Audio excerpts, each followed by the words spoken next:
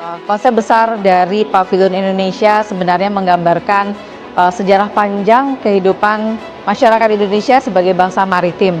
Jadi Pavilion Indonesia ini merepresentasikan kapal besar ya, yang tentunya kita kenal bahwa sebagai bangsa bahari tidak saja dari sisi kapalnya, tetapi juga kehidupan budaya, kuliner, dan juga kehidupan alam sangat erat kaitannya dengan laut. Nah, bentuknya sendiri di ujung depan tinggi itu menggambarkan semangat bangsa Indonesia kita untuk terus maju menjadi bangsa besar, bangsa maju sesuai dengan visi Indonesia 2045.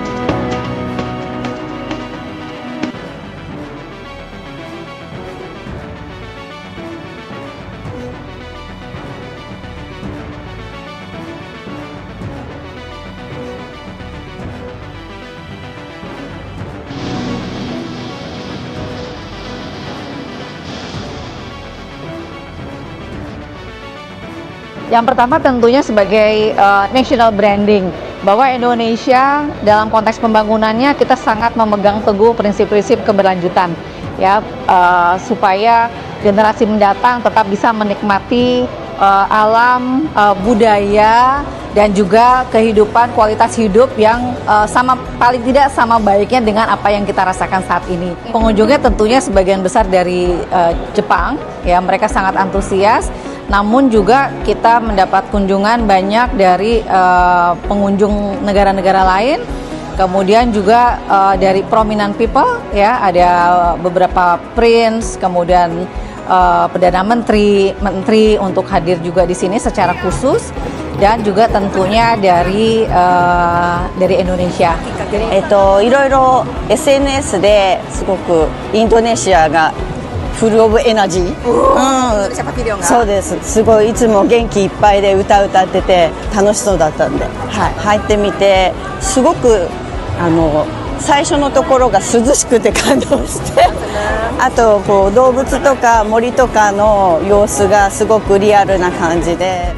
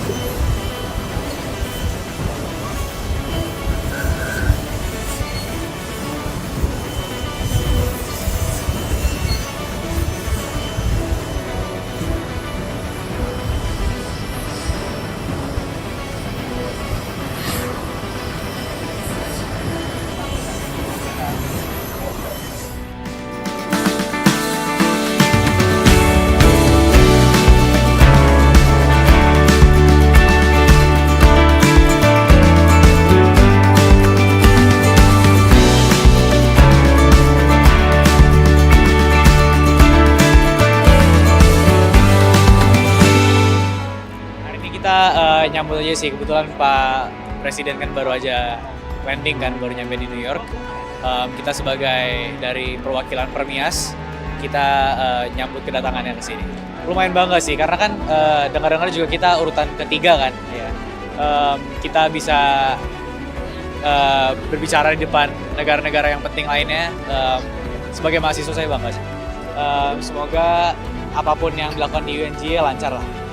Setahu saya Presiden di sini dalam rangka United Nations General Assembly.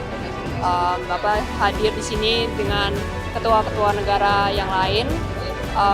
Lebih dari 100 negara hadir. Jadi ini kehormatan untuk Indonesia ya, kalau Pak Prabowo hari ini datang di New York untuk acara United Nations General Assembly atau UNGA.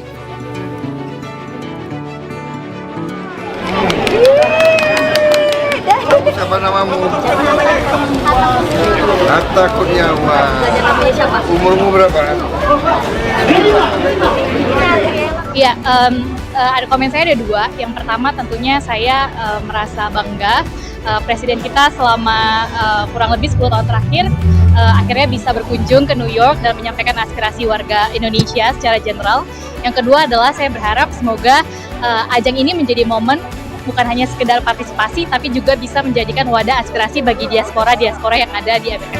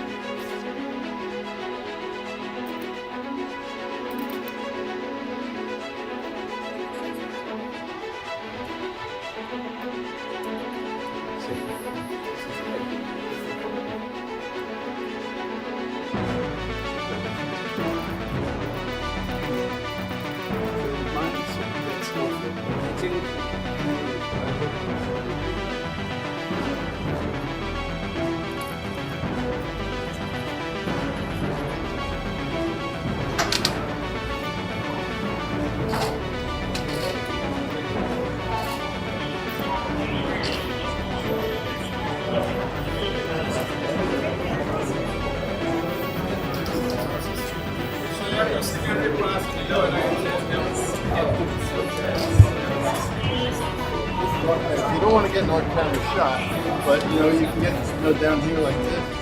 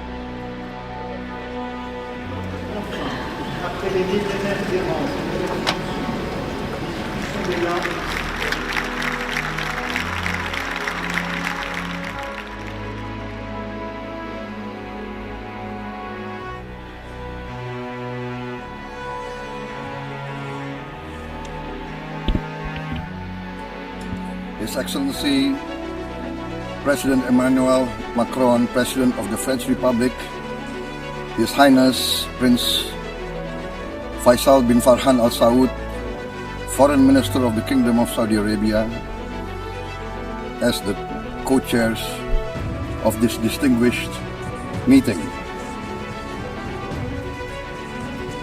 Co-chairs, Excellencies, distinguished representatives of the United Nations, I wish to extend our deepest appreciation and highest regard to the governments of France and the Kingdom of Saudi Arabia for their leadership in convening this important deliberation.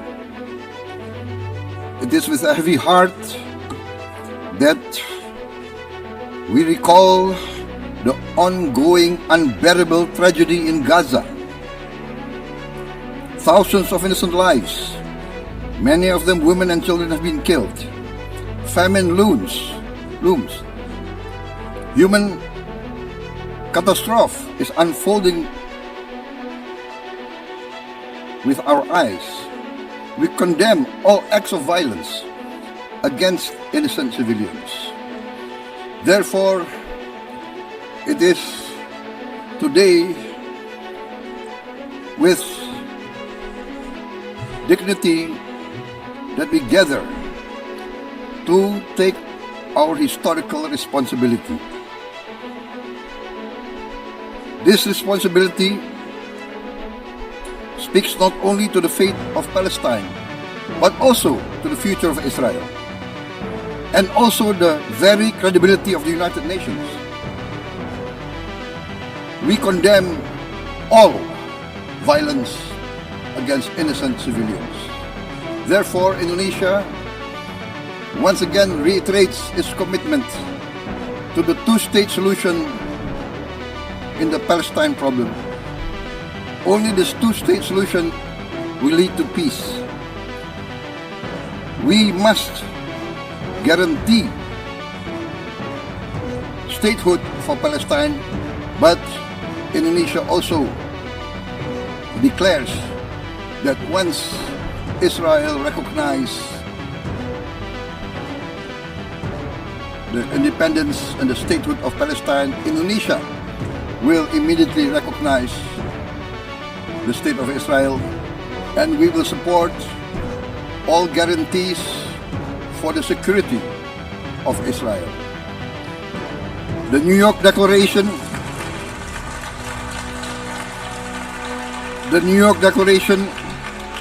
has provided a peaceful and just pathway towards peace. Statehood must mean peace. Recognition must mean a real chance towards lasting peace. It must be a real peace for all sides, for all parties. Distinguished Excellencies, we commend the leading states of the world that have taken this principal step.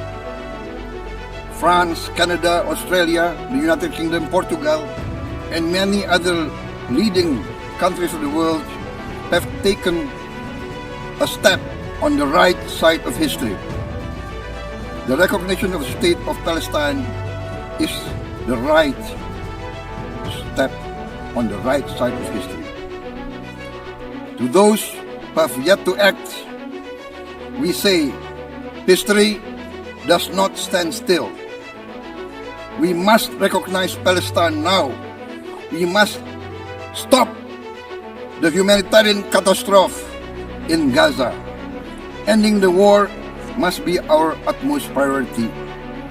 We must overcome hatred, fear. We must overcome suspicion. We must achieve the peace that is necessary for the human family.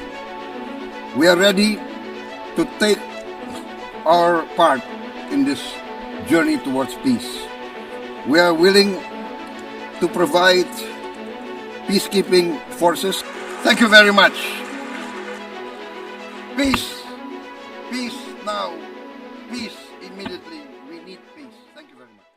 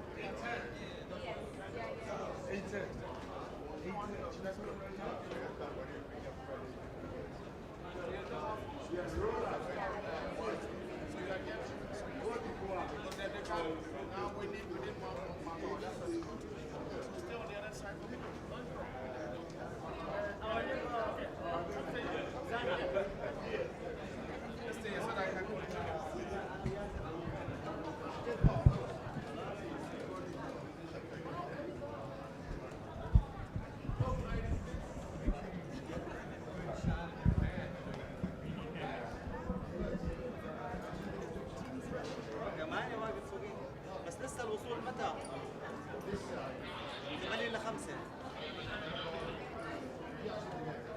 والله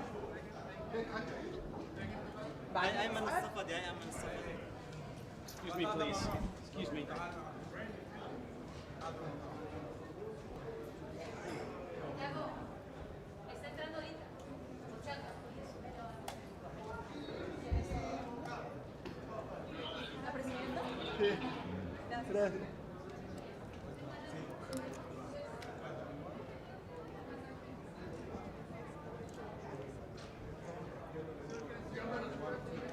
Copy. Excuse me, please.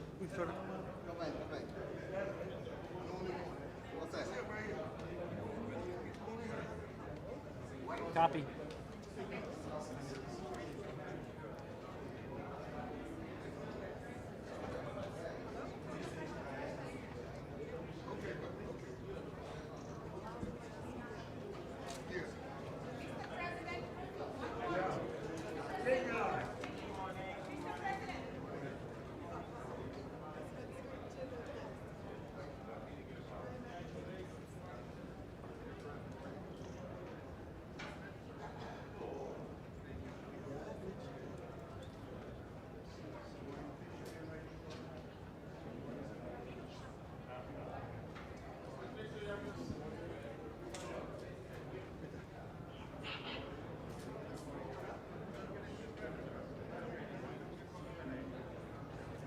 Presidenta Boluarte, Presidenta Boluarte, Presidenta. A los oligarcos habla 2 minutos, por favor.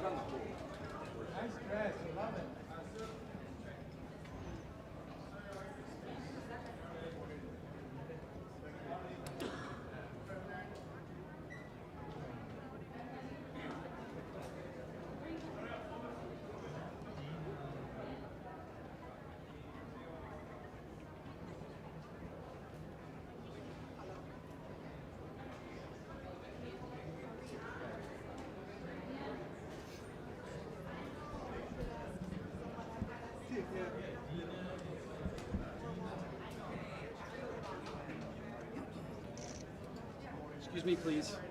I need to pan around. Okay.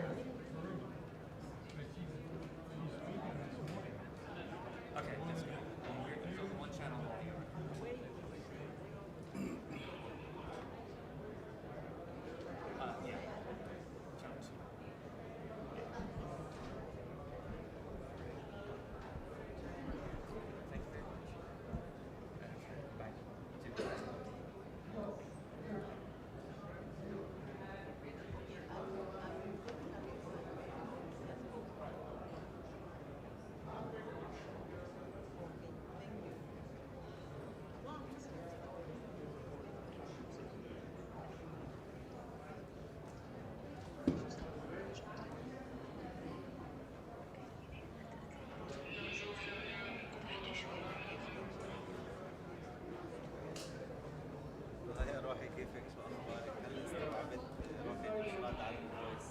لا اموري تمام واكلت امبارح بس اليوم لسه ما اكلت والساعة عندي الان 8 صباحا ساعتين بالنسبة من 6 الصبح وانا I'm going to be walking here, so please don't put that there. Thank you. Thank you.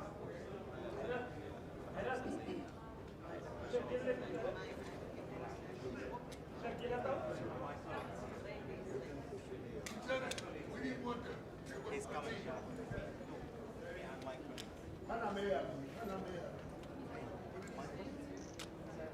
Okay, she's not here. When you come in, when she's not here. Okay.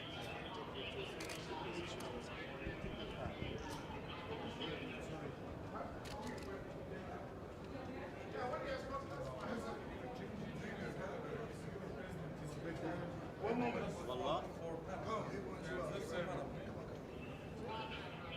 Quick.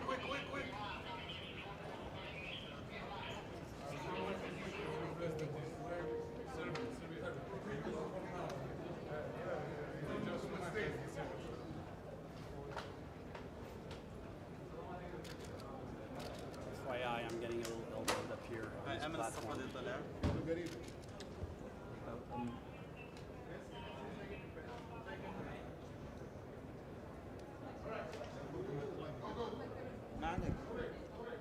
já está a chegar. Mas olha, tem trem. Sai lá de Al fondo, chico. Al fondo. Llega al fondo.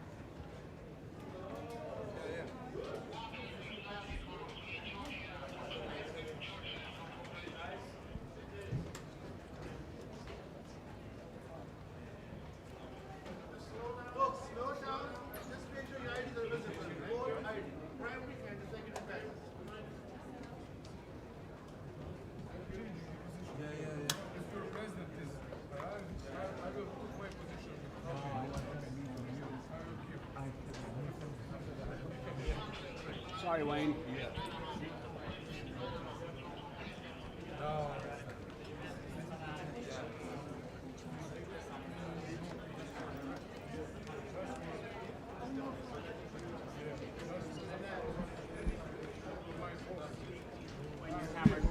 Your mic's right in the camera.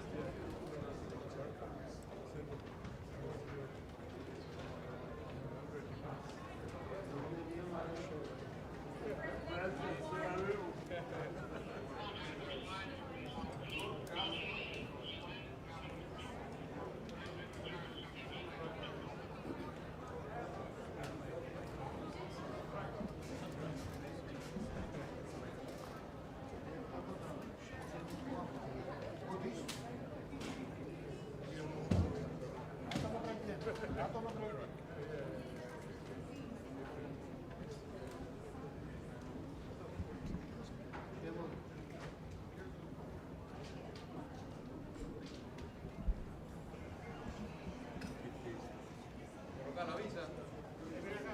Avisa, avisa. Una más avisa. Solo avisa.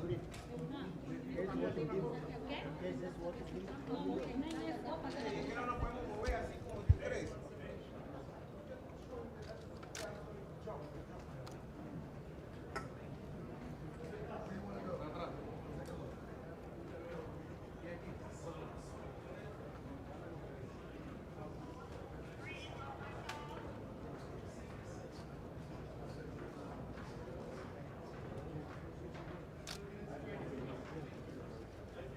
Ari.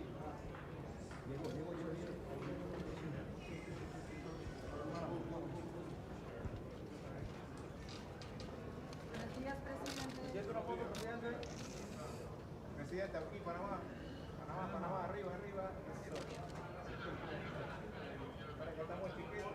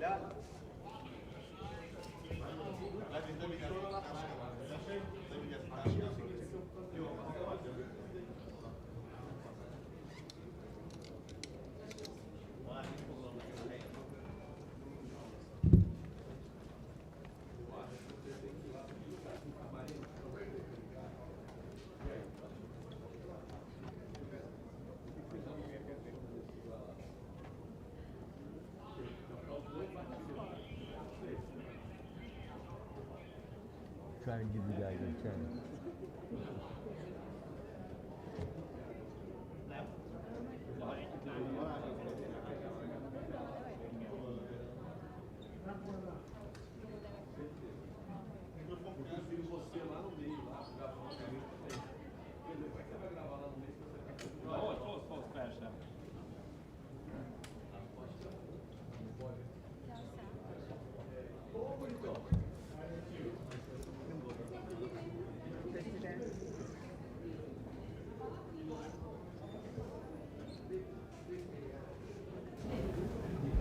Audio.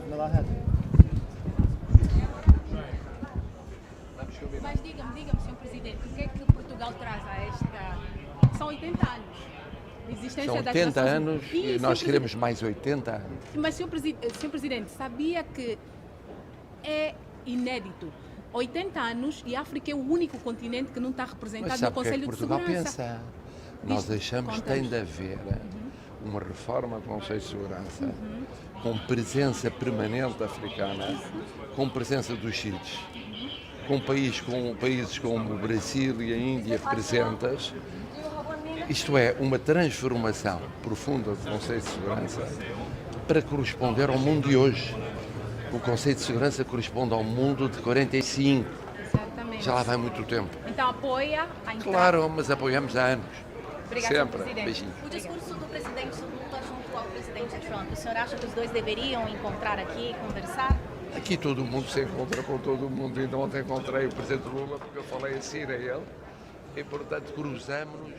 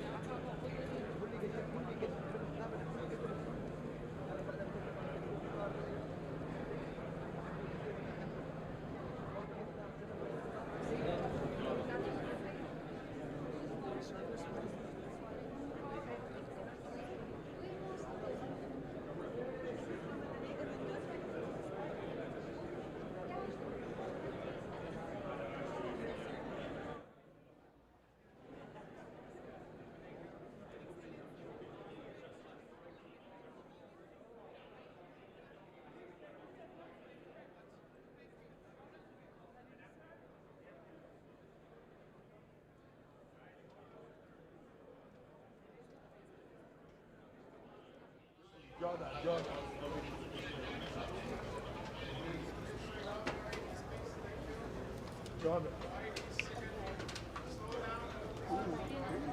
Be careful. You can't do all. Okay, you are doing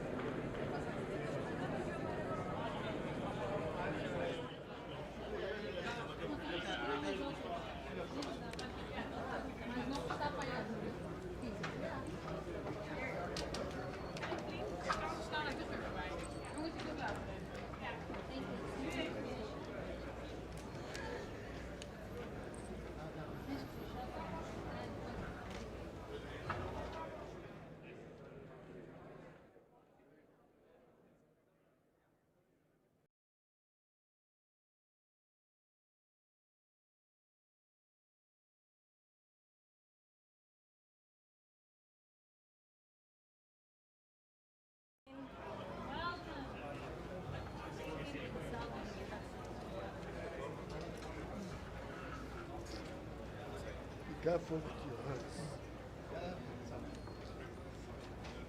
If you don't speak, do it. Yeah, you're right.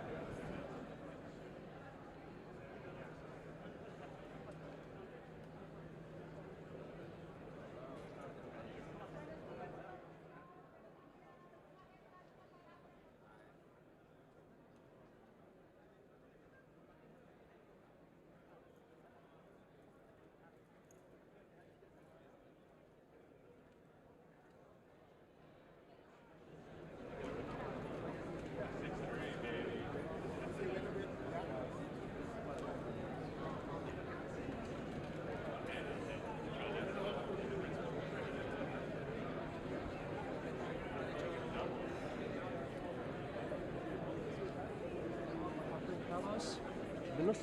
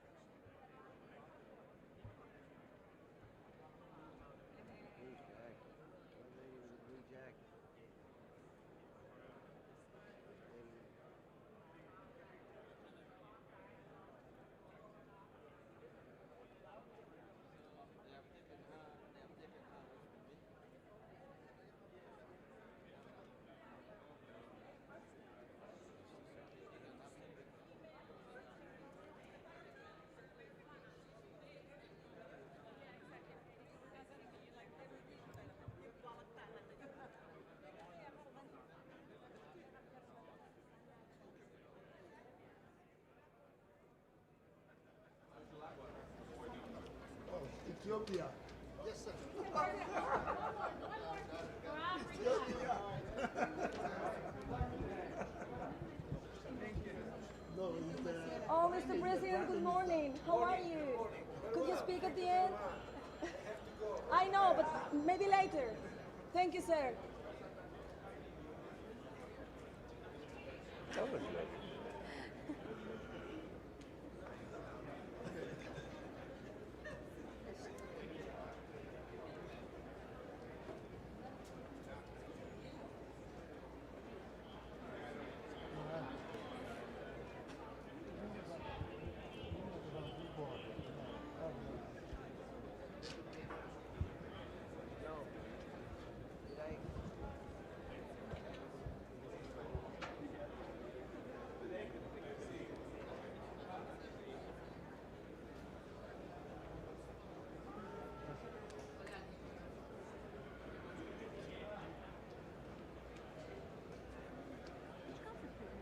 Holland. Yeah, the new one. Karuna Brokli.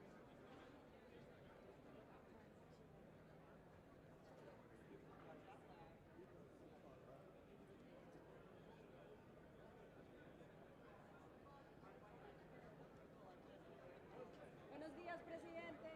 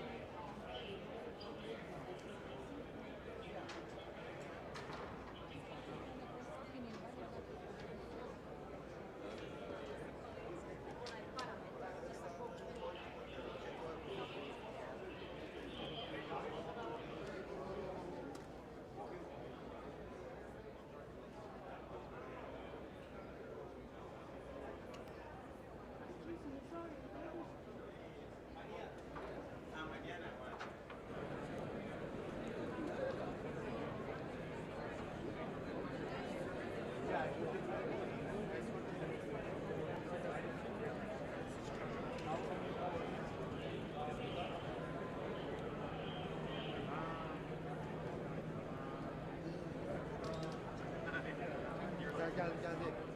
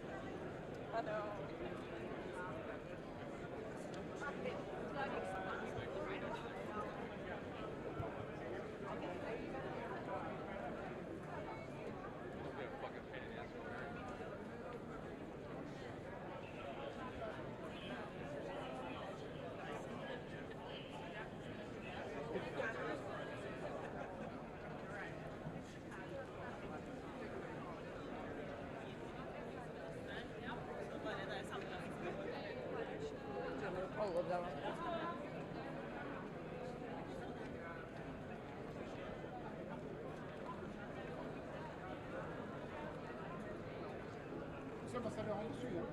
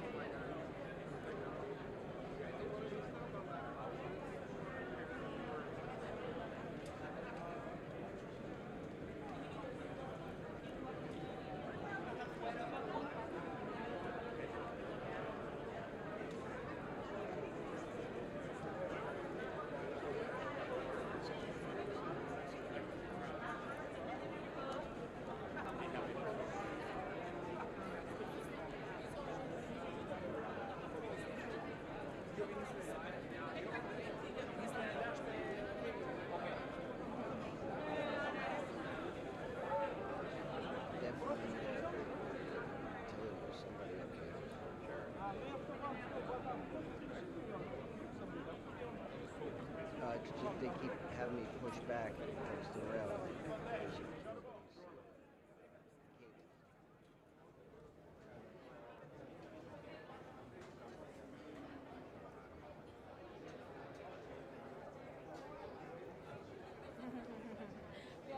Be careful the camera.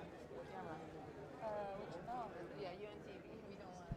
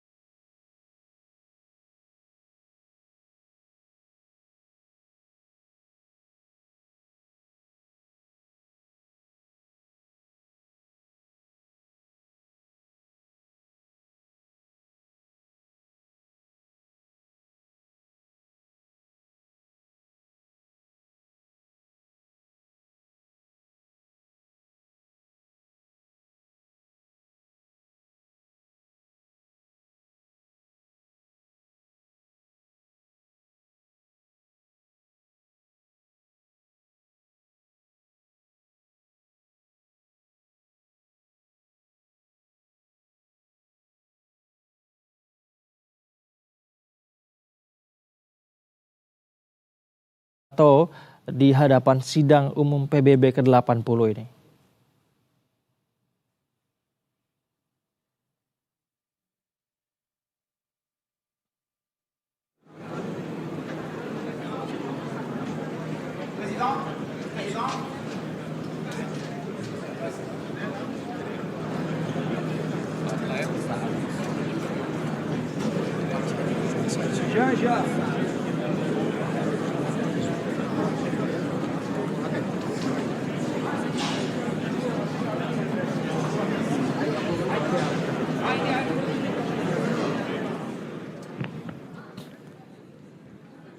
Baik, sidang Majelis Umum tahun ini pemirsa menjadi momentum penting bagi Indonesia karena Kepala Negara Indonesia kembali berpidato langsung di forum tahunan tersebut setelah 10 tahun terakhir absen.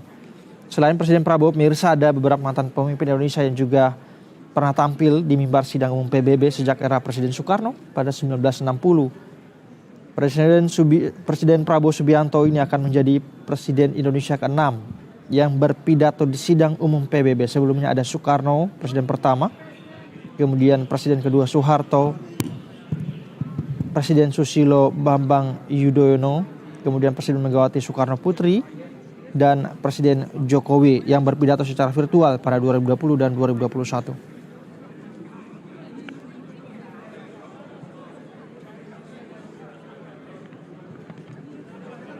Pemirsa, Indonesia sebagai negara berdaulat telah memainkan peran strategis dalam diplomasi multilateral melalui kehadiran kepala negaranya di forum tertinggi dunia. Berikut adalah catatan mengenai partisipasi Presiden Indonesia dalam sidang umum Perserikatan Bangsa-Bangsa.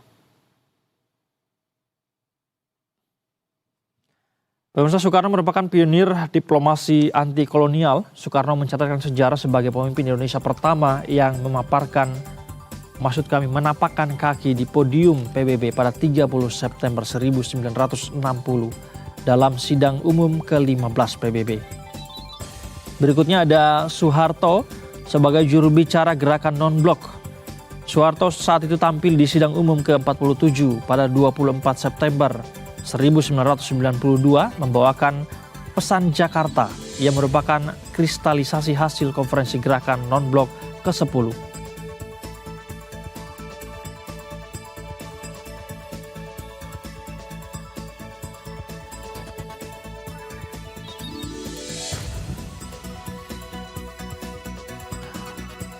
Berikutnya Megawati Soekarno Putri yang merupakan diplomat krisis pasca teror. Megawati saat itu 2 kali hadir di forum internasional ini, yaitu pada 2001 dan 2003. Sementara itu Presiden ke-6 Susilo Bambang Yudhoyono sebagai rekordsman diplomasi multilateral SBY memegang rekor sebagai Presiden Indonesia dengan frekuensi kehadiran tertinggi di sidang umum PBB, yaitu sebanyak 6 kali.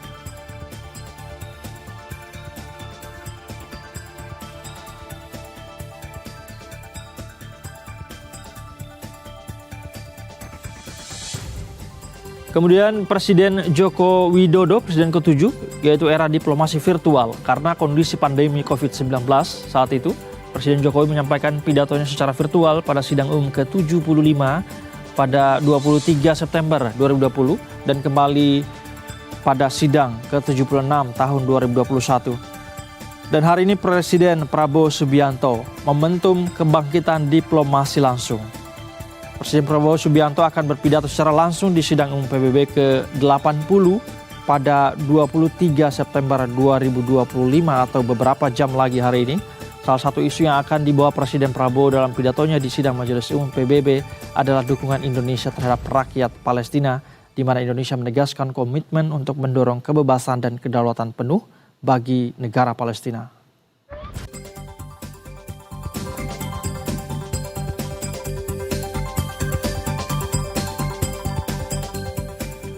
Pemirsa, Inggris, Kanada, Australia, dan Portugal secara resmi mengakui Palestina sebagai negara berdaulat. Menanggapi hal ini, Perdana Menteri Israel Netanyahu menegaskan tidak akan ada negara Palestina.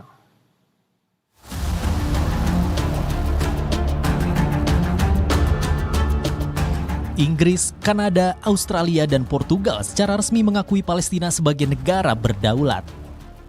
Perdana Menteri Inggris Keir Starmer menyatakan pengakuan ini adalah upaya menghidupkan kembali harapan damai di Timur Tengah. Negara lain seperti Kanada, Australia, dan Portugal juga mengikuti langkah ini menyusul tekanan internasional yang semakin besar. Sementara itu, Perdana Menteri Israel Benjamin Netanyahu mengecam keputusan tersebut. Dia menganggap pengakuan-pengakuan tersebut sebagai imbalan besar terhadap kelompok teror. יש לי מסר ברור לאותם מנהיגים שמכירים במדינה פלסטינית לאחר הטבח הנורא ב7 באוקטובר. אתם מעניקים פרס עצום לטרור. ויש לי מסר נוסף עבורכם. זה לא יהיה. לא תקום מדינה פלסטינית ממערב לים. Pengakuan Inggris, Kanada, Australia, dan Portugal menambah daftar negara yang mengakui kedaulatan Palestina. Total ada 151 dari 193 negara anggota PBB yang kini sudah secara resmi mengakui kedaulatan Palestina. Beberapa negara lainnya menyebut mengakui namun belum secara resmi, sedangkan negara lainnya menolak pengakuan. Di sisi lain, Netanyahu menegaskan Israel akan terus berusaha melindungi keamanannya meski dengan menghadapi penolakan internasional. Pemirsa, breaking news berita satu masih akan kembali usai jeda dan akan dilanjutkan oleh rekan saya Eka Nugraha. Sampai jumpa.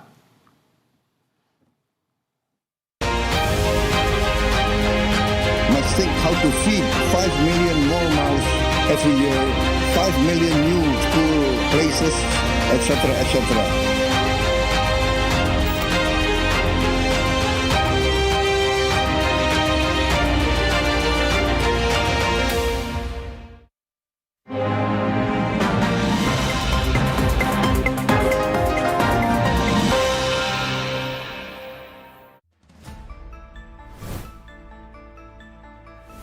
Pemirsa, Komisi Pemberantasan Korupsi atau KPK melakukan penggeledahan di Direktorat Jenderal Penyelenggaraan Haji dan Umroh atau PHU Kementerian Agama. Satuan Tugas Garuda Merah Putih 2 memulai misi kemanusiaan ke Gaza, Palestina. Inilah berita saat utama selengkapnya.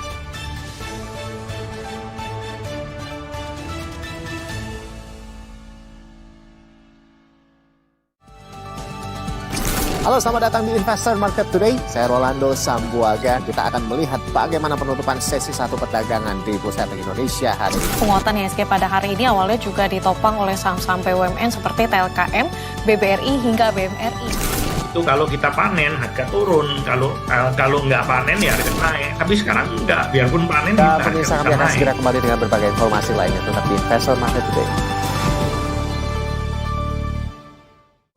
Halo, selamat siang pemirsa, Anda menyaksikan Investor Digital. Disampaikan oleh Bank Indonesia bahwa sistem ini terutama saat ini kenaikan tarif PBB di sejumlah daerah menjadi isu panas begitu ya. Dari perspektif Cita, apa yang menjadi akar masalah utama kenaikan PBB ini? Betulnya contoh negara yang berhasil menjaga boundary ini tanpa terjebak pada mass surveillance. Itu pun fluktuatif tergantung dari harga komoditas. Pemirsa, kami akan segera kembali tetap di Investor Digital. Mengisi waktu luang dengan informasi seputar selebriti, dunia hiburan, hingga cerita seru dari pengalaman para figur publik Indonesia. Hasil tes DNA tak ada kecocokan. Lisa Mariana menangis dan mengamuk. Nggak usah lagi digoreng-goreng barang ini kan gitu. Kenapa? Karena sudah berhasil. Dibahas dengan ringan dan lengkap lewat cuplikan video dari para figur publik. Jangan lewatkan Figur Publik setiap Senin sampai Jumat hanya di BTV. Tayangan masak-masak yang mudah diikuti resepnya dan bersiap untuk beri kejutan orang tersayang. Resep berikutnya, cheesy chicken balls alias bola-bola ayam keju. Budis, siap ya catat resepnya?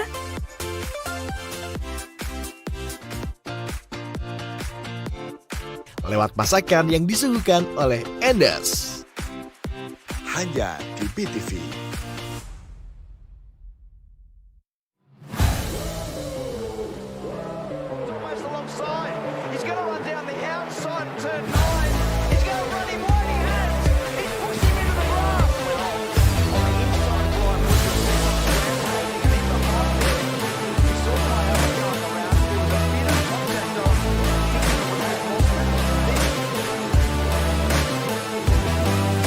Supercars Championship hanya di BTV.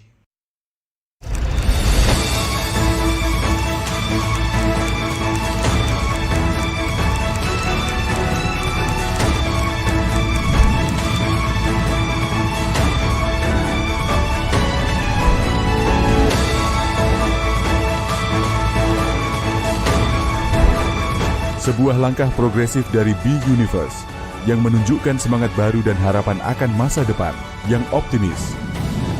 B-Universe menyajikan tampilan baru lewat studio yang akan digunakan untuk memproduksi konten, mulai dari konten berita, informasi hingga hiburan. Dengan ini, B-Universe akan terus bertumbuh dan berinovasi dalam menyajikan informasi yang positif dan inspiratif.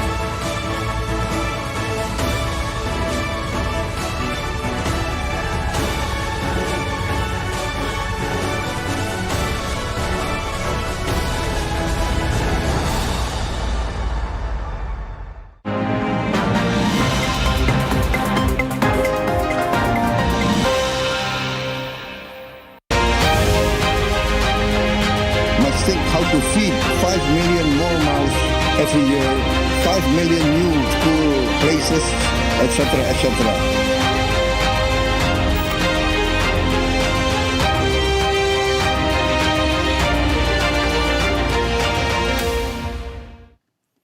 Selamat malam, Anda kembali menyaksikan Berita 1 Breaking News bersama saya Eka Nugraha. Pemirsa, Presiden Prabowo Subianto diagendakan akan berpidato di hadapan anggota Majelis Sidang Umum PBB di markas besar PBB di New York, Amerika Serikat. Dan kita lihat langsung suasana terkini dari ruang Sidang Umum PBB di New York. Ini adalah bagian luar dari markas PBB yang seperti Anda lihat di layar kaca, sejumlah kepala negara dan juga utusan negara sudah hadir di markas besar PBB. Dan kami juga telah mendapat kabar bahwa rombongan Presiden Prabowo Subianto juga sudah hadir di markas PBB.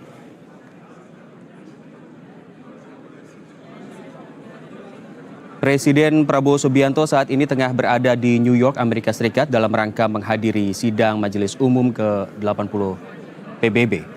Forum tahunan ini merupakan pertemuan terbesar para kepala negara dan pemerintahan di dunia yang membahas isu-isu global mulai dari perdamaian, keamanan, perubahan iklim hingga pembangunan berkelanjutan.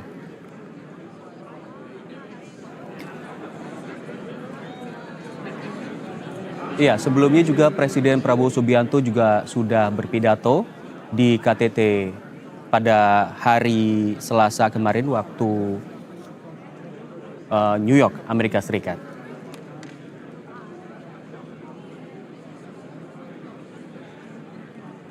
Sidang sepertinya sudah akan segera dimulai dan kepala negara juga sudah berada di ruangan utama markas PBB. After our intense Monday, today starts the general debate of the 80th session.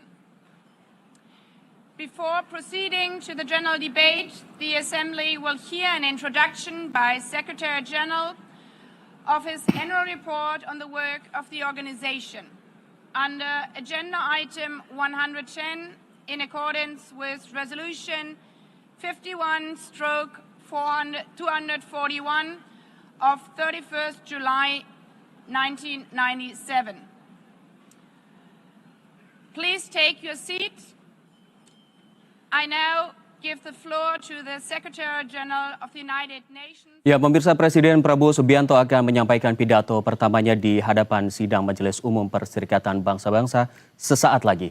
Namun, Senin kemarin, Presiden sudah lebih dulu menyampaikan pesannya di markas PBB saat menghadiri konferensi internasional tingkat tinggi mengenai Palestina. Untuk selengkapnya kita sudah terhubung dengan kreator jurnalis Rifan Duyastono di Washington DC.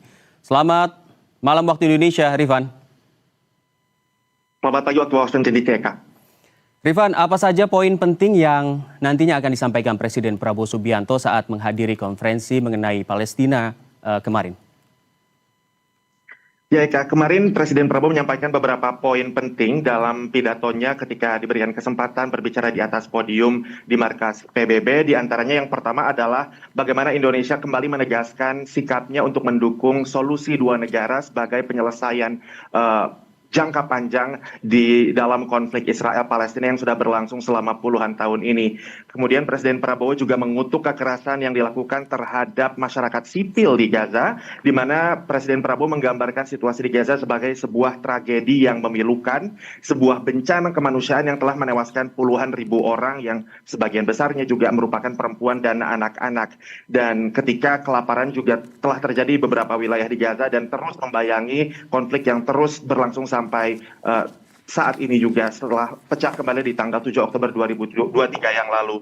Kemudian juga Presiden Prabowo sempat menyinggung mengenai bagaimana deklarasi New York, sebuah dokumen diplomatik inisiatif politik internasional yang diinisiasi oleh Prancis dan juga Arab Saudi, ini bisa menjadi sebuah jalur yang damai dan adil menuju perdamaian jangka panjang dan juga pengakuan kedaulatan Palestina ke depannya. Ini adalah deklarasi yang menjadi dasar yang digunakan oleh negara-negara yang tergabung dalam tim inti atau core team dari resolusi deklarasi New York ini untuk menggalang sebanyak mungkin dukungan untuk mengakui kedaulatan negara Palestina. Indonesia menjadi satu dari 19 negara yang tergabung dalam tim inti tersebut, di mana setelah kita lihat dalam 2 hari terakhir pelaksanaan UNGA, kita bisa melihat ada beberapa negara yang telah mengakui kedaulatan Palestina seperti Inggris, Kanada, Australia, kemudian Portugal, Prancis juga, kemudian ada 5 negara Eropa lainnya, Monaco, Malta, Belgia, Luxembourg, dan Andorra. Dan kemungkinan masih ada beberapa negara lainnya yang juga akan mengakui kedaulatan Palestina, dan ada beberapa negara juga yang menyatakan niat mereka untuk mengakui kedaulatan negara Palestina. Yang menjadi satu hal yang saya highlight atau garis bawahi saat menyaksikan pidato Presiden Prabowo kemarin dalam konferensi internasional tingkat tinggi mengenai Palestina, Presiden Prabowo mengatakan bahwa, saya kutip terjemahan dari pidatonya, kita harus menjamin kedaulatan negara Palestina, tapi Indonesia juga menyatakan bahwa begitu Israel mengakui kemerdekaan dan kedaulatan Palestina, Indonesia akan langsung mengakui negara Israel dan mendukung semua jaminan keamanan bagi Israel. Ini menarik karena ini sepertinya menjadi salah satu kesempatan Presiden Prabowo untuk menyatakan sikap Indonesia ini di forum internasional, dan yang juga menarik untuk diperhatikan adalah bagaimana respons Israel ke depannya. Setelah kita melihat kemarin pengakuan dari beberapa negara terhadap negara Palestina, Israel sendiri melalui Perdana Menteri Benjamin Netanyahu memberikan kecaman terhadap kebijakan tersebut.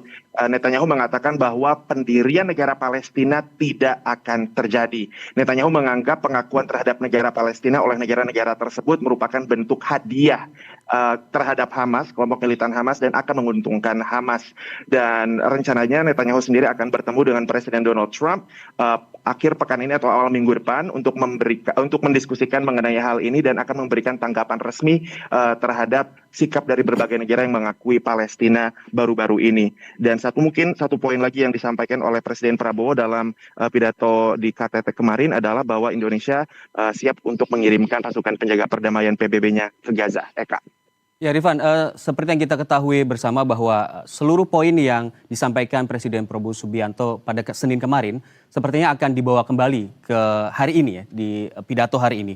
Dan seperti yang Anda tadi sebutkan juga ada beberapa negara yang sudah mengakui kedaulatan Palestina. Bagaimana respons dari warga negara Indonesia tentunya yang ada di Amerika dan juga warga non-Amerika yang ada di Amerika merespon terkait dengan gejolak ataupun respon dari beberapa negara yang sudah mengakui kedaulatan Palestina? Secara umum dari jajak pendapat yang terbaru memang semakin kesini trennya adalah semakin banyak warga Amerika dan penduduk Amerika, baik itu yang imigran ataupun penduduk yang masih dalam visa, itu menunjukkan dukungan mereka untuk kemerdekaan Palestina. Bahkan beberapa hari yang lalu, mungkin pekan lalu kalau tidak salah, senator Partai Demokrat di Amerika Serikat itu mengajukan sebuah rancangan undang-undang untuk mengajukan pengakuan terhadap negara Palestina. Meskipun ini sifatnya kemungkinan besar politis, simbolis, karena kemungkinan besar tidak akan mendapatkan dukungan politik dari kubu Partai Republik yang saat ini mendominasi atau menjadi suara mayoritas di Senat maupun di DPR Amerika Serikat. Namun ini menunjukkan adanya pergeseran sikap di Amerika Serikat, baik itu dari kubu Partai Demokrat ataupun dari masyarakat Amerika secara keseluruhan. Karena selain semakin banyak orang-orang yang mendukung perjuangan Palestina di Amerika Serikat ini juga makin menurun yang namanya dukungan terhadap kebijakan Israel yang melakukan penyerangan terus-menerus ke Gaza, Eka. Ya, Rifan, di hari ini Presiden Prabowo Subianto itu akan berpidato setelah Donald Trump yang berada di urutan kedua pidatonya. Ini tentu ada kisi-kisi kah dari Anda yang ada di Amerika mengenai dengan rencana Presiden Amerika Serikat Donald Trump terkait dengan kondisi politik saat ini? Ya, Eka, ini merupakan sesuatu yang sangat menarik karena memang pidato Presiden Donald Trump ini diapit oleh dua orang yang lumayan secara geopolitik juga menarik. Brasil sebagai pemberi pidato yang pertama itu adalah presidennya, Luiz Inácio Lula da Silva, adalah presiden yang menolak perang tarif Trump. Ketika Trump kemudian menjatuhkan tarif yang cukup tinggi terhadap Brasil, Presiden Lula itu tidak mau tunduk terhadap kebijakan tarif Trump ini. Jadi menarik untuk melihat apakah nantinya Trump ketika mendapatkan gilirannya berpidato setelah Lula, ini akan menanggapi pernyataan Lula dari pidatonya karena dia giliran yang pertama, sementara Trump giliran yang kedua. Tapi yang jelas Trump sendiri rencananya itu akan menyampaikan beberapa poin. Gedung Putih sempat membocorkan beberapa topik yang akan dibahas. Yang pertama adalah bagaimana Trump ini akan menjabarkan visinya mengenai dunia. Jadi akan menjelaskan seperti apa dunia yang dalam tanda kutip ideal untuk Amerika Serikat di mata pemerintahan Presiden Trump. Kemudian juga Gedung Putih mengatakan bahwa Presiden Trump rencananya akan menyinggung juga topik mengenai bagaimana institusi-institusi global ini maksud saya secara signifikan selama ini telah membuat tatanan dunia semakin busuk dalam tanda kutip.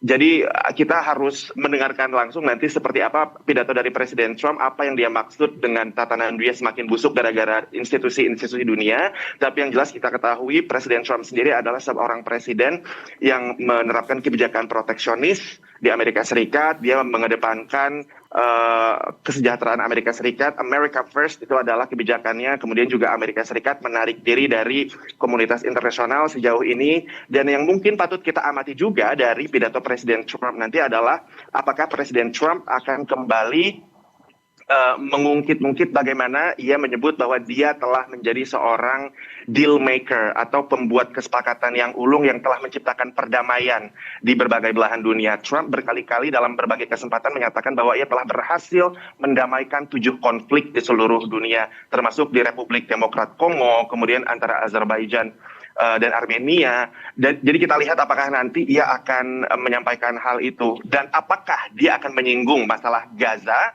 dan Ukraina versus Rusia yang sejauh ini adalah menjadi 2 konflik yang belum berhasil ia tangani. Meskipun ketika di awal pemerintahnya ia sempat mengatakan bahwa konflik di Rusia versus Ukraina ini bisa dia selesaikan dalam 1 hari.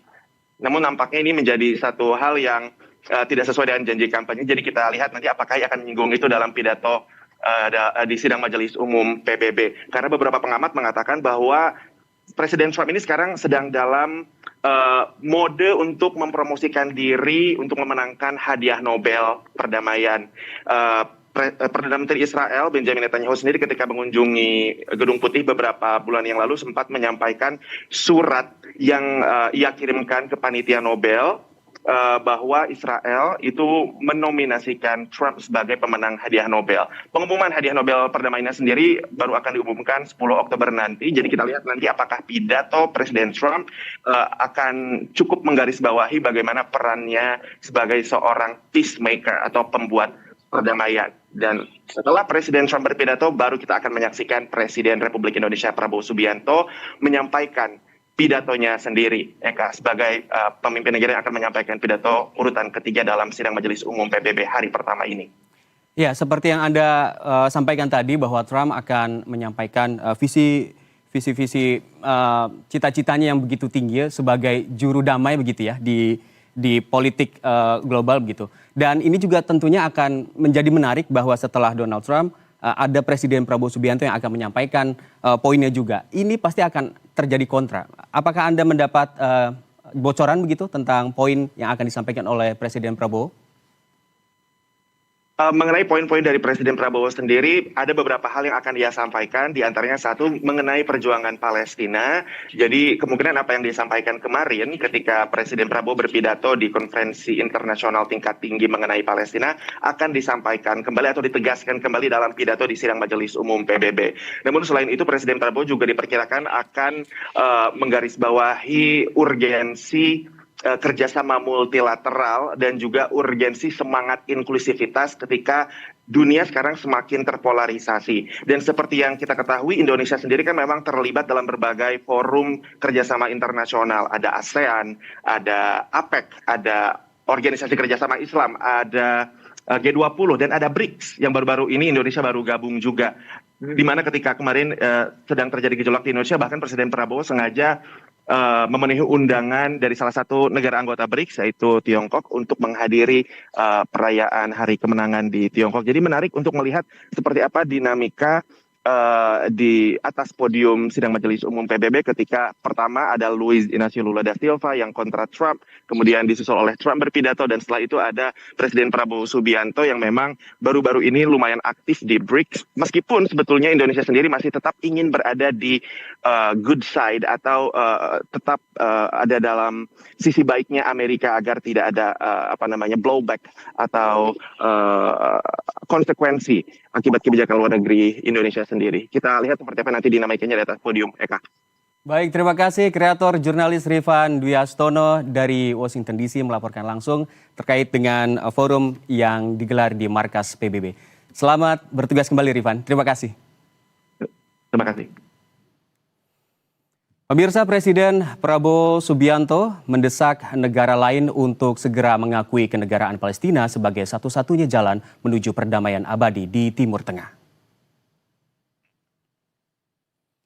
Hal ini disampaikan dalam pidato di High Level International Conference on the Peaceful Settlement of Question of Palestine and the Implementation of Two-State Solution di Markas Besar Perserikatan Bangsa-Bangsa atau PBB di New York pada Selasa dini hari waktu Indonesia Barat.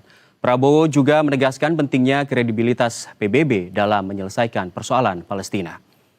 Prabowo Subianto mengatakan bahwa pengakuan kenegaraan harus diiringi dengan peluang nyata menuju perdamaian yang adil dan abadi.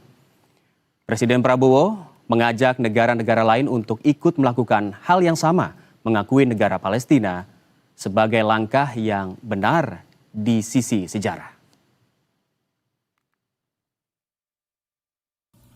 France, Canada, Australia, the United Kingdom, Portugal, and many other leading countries of the world have taken a step on the right side of history. The recognition of the state of Palestine is the right step on the right side of history. To those who have yet to act, we say history does not stand still. We must recognize Palestine now. We must stop the humanitarian catastrophe in Gaza. Ending the war must be our utmost priority. Ya, pemirsa, kita sama-sama juga akan menantikan bagaimana jalannya pidato yang akan disampaikan oleh Presiden Prabowo Subianto di Majelis Umum ke-80 Perserikatan Bangsa-Bangsa. Dan kita akan membahasnya lebih lanjut. Sudah ada pengamat Timur Tengah Universitas Indonesia, Profesor Yon Mahmudi. Selamat malam, Prof. Selamat malam, Mas Eka. Ya, Prof, satu hal yang selalu ditegaskan Presiden dalam setiap pertemuan internasional dan kali ini pun kembali ditegaskan, yakni solusi dua negara dinilai menjadi satu-satunya jalan menuju perdamaian sejati di Timur Tengah. Bagaimana pandangan Anda, Prof? Ya, saya kira ini kan pesan yang sangat kuat ya, yang disampaikan oleh Presiden Prabowo tentang posisi Indonesia, bahwa Indonesia selalu mendukung kemerdekaan rakyat Palestina dalam frame two-state solution. Karena dengan two-state solution, maka hak rakyat Palestina untuk merdeka itu dijamin. Tapi pada satu sisi, maka harus ada pendekatan koeksisten ya. Sama-sama eksis ya, dua negara, Israel dan Palestina, karena kalau kita melihat statement pernyataan dari pemerintah Israel, terutama dari Netanyahu, itu kan memberikan sebuah kepastian kepada kita bahwa tidak akan ada negara yang dinamakan oleh Palestina. Maka dari itu tentu kita juga harus melihat bahwa two-state solution ya harusnya didorong, dan dengan banyaknya negara-negara yang sekarang itu mengakui kemerdekaan Palestina, maka diharapkan itu akan menjadi momentum penting dalam merealisasikan kemerdekaan Palestina. Dan pada saat sidang umum PBB inilah sebenarnya keputusan penting diharapkan bisa diambil untuk realisasi kemerdekaan Palestina dalam pendekatan two-state solution ini. Ya, Prof, Indonesia dinilai cukup konsisten menyuarakan upaya perdamaian di mimbar PBB. Ini menjadi momen besar untuk menegaskan posisi Indonesia sebagai negara yang lantang menyuarakan perdamaian dunia. Dan bagaimana Anda memandang positioning Indonesia dalam sidang PBB kali ini dikaitkan dengan upaya perdamaian Israel dan Palestina? Ya, saya kira ini kan menjadi penting ya, bahwa posisi Indonesia, konsistensi Indonesia selama ini kan mendapatkan momentumnya, mendapatkan panggung ya, yang cukup besar untuk disampaikan. Yang pertama tentu pada konferensi tingkat tinggi ketika Pak Prabowo menyampaikan secara langsung posisi Indonesia di dalam hal mensikapi konflik Israel-Palestina, bahwa kemerdekaan itu adalah hak ya dari bangsa Palestina untuk bisa segera mereka dapatkan. Kemudian juga nanti akan kita lihat bagaimana pidato Pak Prabowo ya di sidang umum PBB ini, dan pasti juga akan menyampaikan pesan yang sangat lugas dan tegas ya tentang pentingnya kemerdekaan dan kecaman terhadap apa yang terjadi saat ini di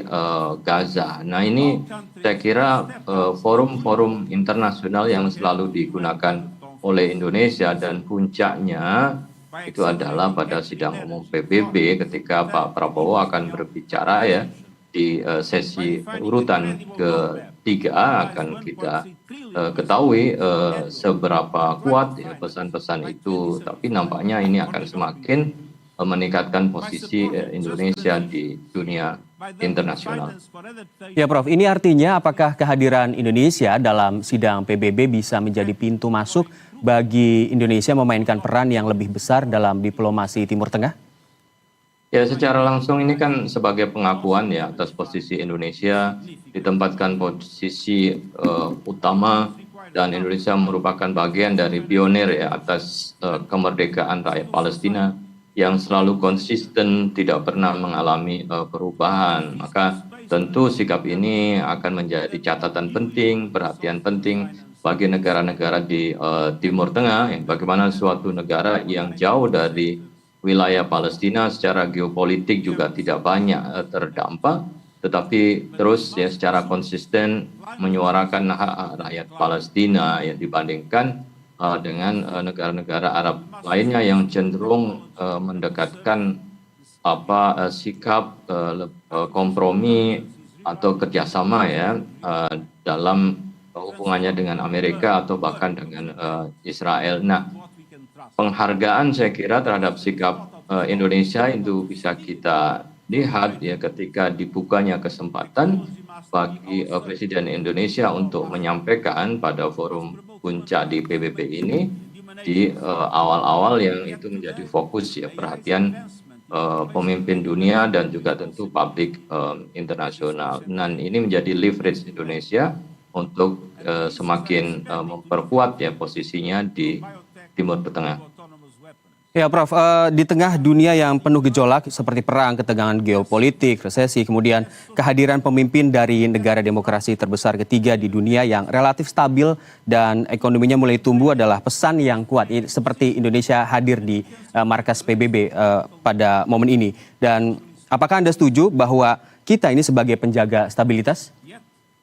Ya, tentu kan kita juga bisa melihat ya bahwa posisi Indonesia itu kan tidak semata-mata mewakili Indonesia ya sebagai sebuah negara di wilayah Asia.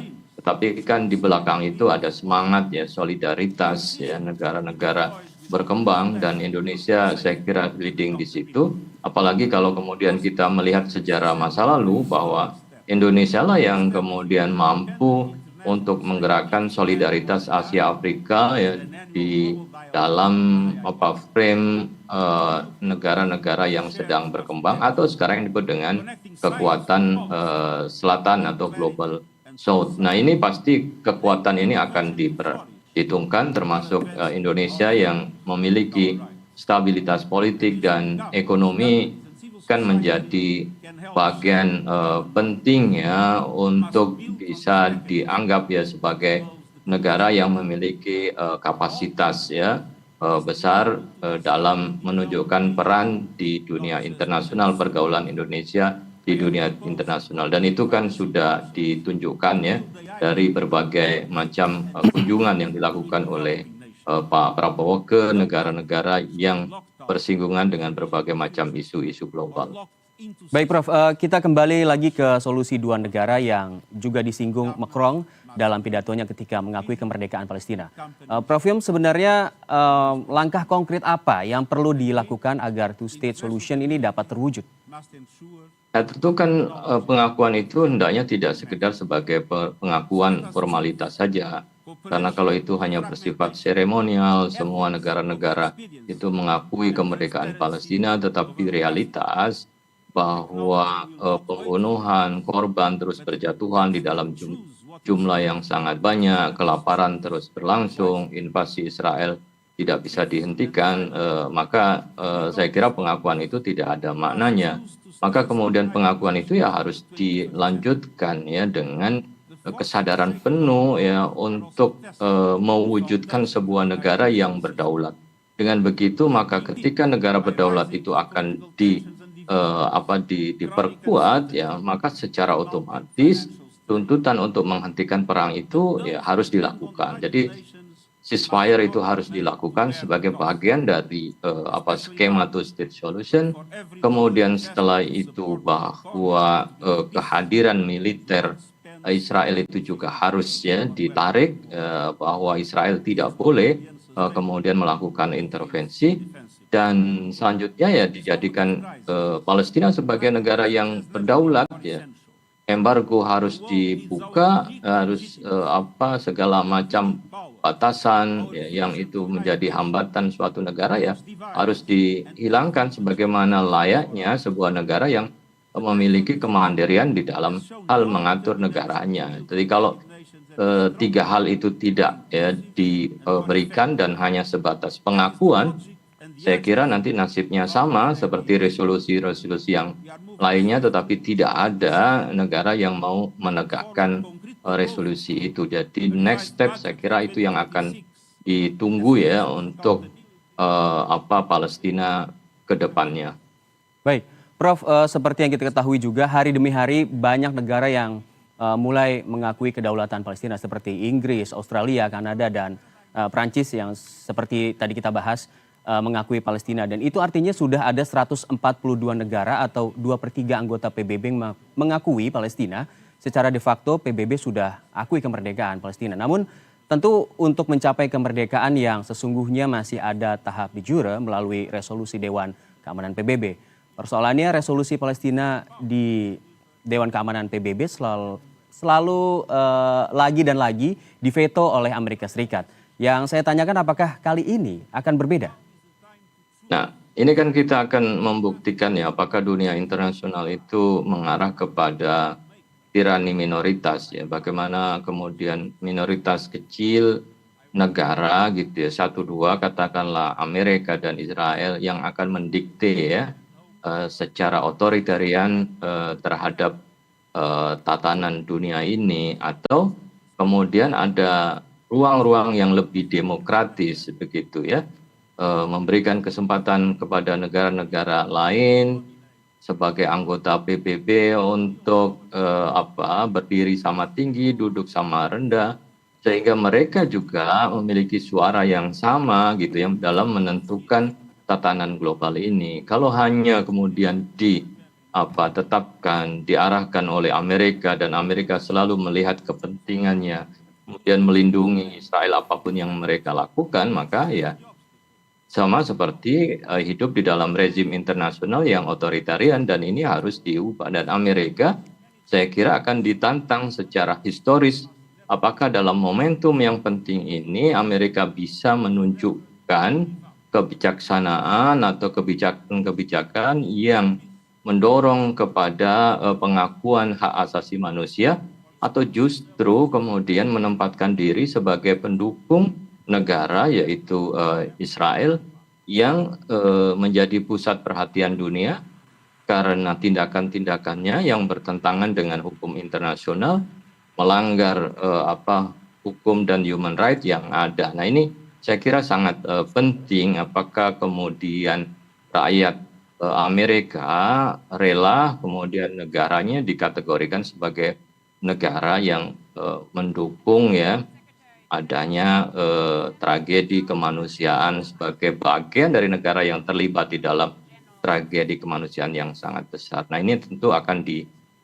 ditunggu. Harapannya kemudian Amerika bisa melakukan repositioning ya atas sikapnya untuk lebih pro terhadap perdamaian, lebih mendukung ya kepada realisasi pelaksanaan dari penghormatan pada hak asasi manusia. Karena kan Trump sendiri ingin dianggap sebagai figur yang itu mengedepankan sebagai sosok yang memberikan solusi atau pacemaker, pembuat damai. Tapi kalau realitasnya itu bertolak belakang, saya kira ya sama saja jauh api dari panggang, bahwa apa yang disampaikan tidak sama dengan realitas yang dilakukan oleh Amerika.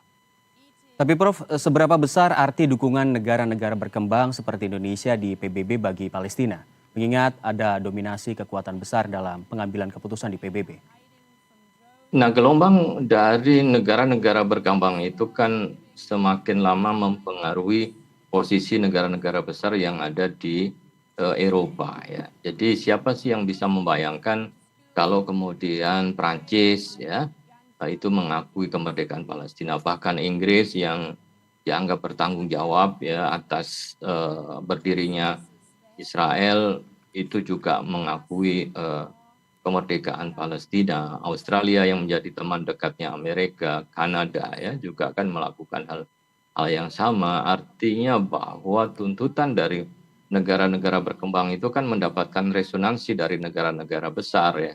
Tinggal satu negara yang disebut dengan great power itu yang mengklaim sebagai polisi dunia, maka kemudian memang akan menunjukkan ya sebuah sikap menunjukkan kebesarannya ya di dalam hal mengatur dunia berdasarkan ya nilai-nilai kemanusiaan, atau justru malah sebaliknya mengabaikan ya moral, hukum internasional dan juga nilai kemanusiaan. Nah ini saya kira yang akan kita lihat, dan pasti itu akan terus bergulir ya, termasuk juga publik Amerika yang sudah mengalami perubahan, itu juga akan menjadi faktor penting untuk melihat ya bagaimana kemudian Trump ya, merespon perubahan-perubahan itu.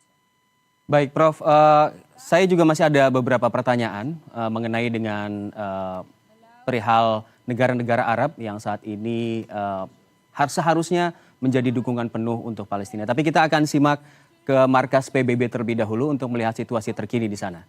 Irrelevant. When the principles of the Charter are ignored, is it the UN that has failed? When tanks rolled into Ukraine, was it because Article 2 of the Charter is not clear enough about sovereignty and territorial integrity?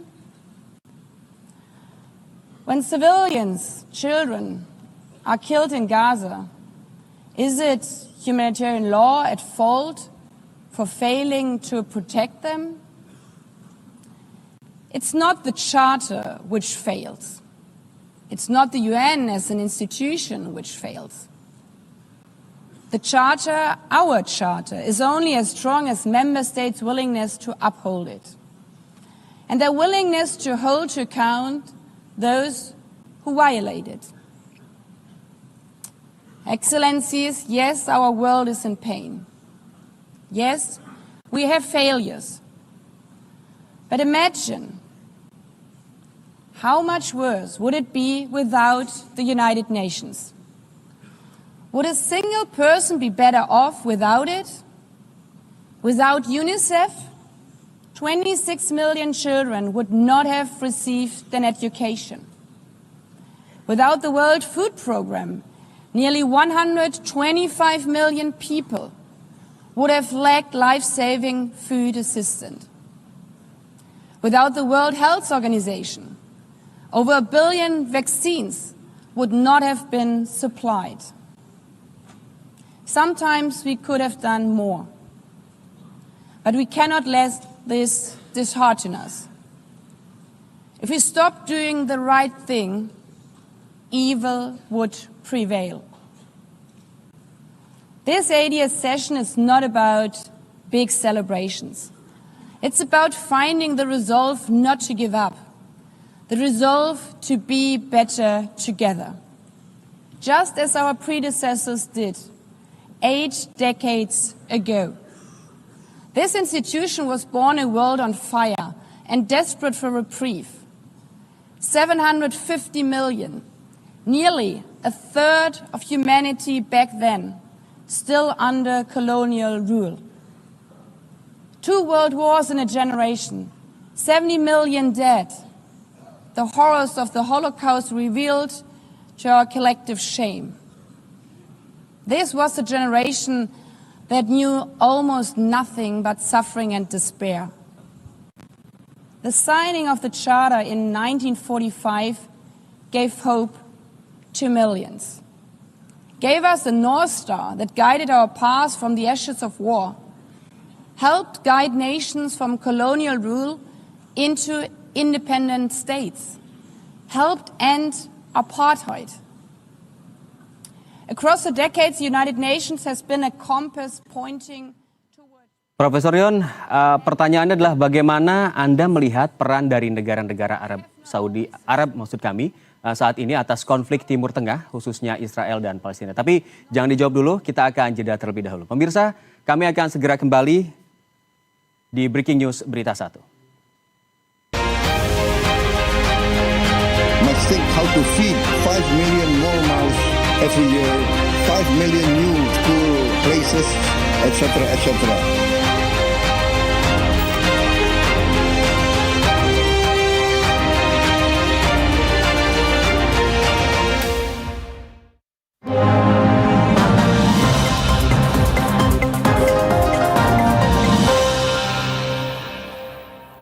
Seperti kepercayaan populer yang berkaitan dengan kucing hitam, di mana ketika kucing mati dilangkahi kucing hitam, maka siapa yang mati itu akan bangkit kembali.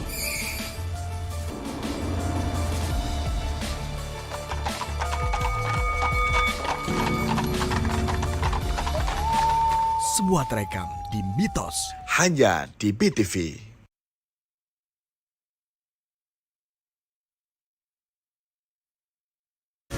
Terus. Iya. Dunia Rans hanya di BTV.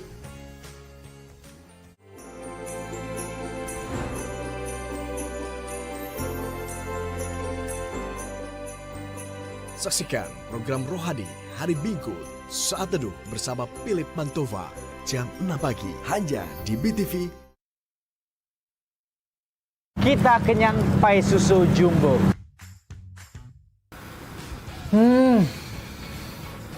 Ini bener-bener definisi nikmat banget, manis, lembut. Nasi liwet Solo, emang bener-bener nasi liwet, gurih santannya berasa banget. Bahkan setelah dikasih bumbu kayak gini, kacang tanahnya tuh masih berasa banget menurut gua. Markotop, gokil. Kuliner hanya di BTV.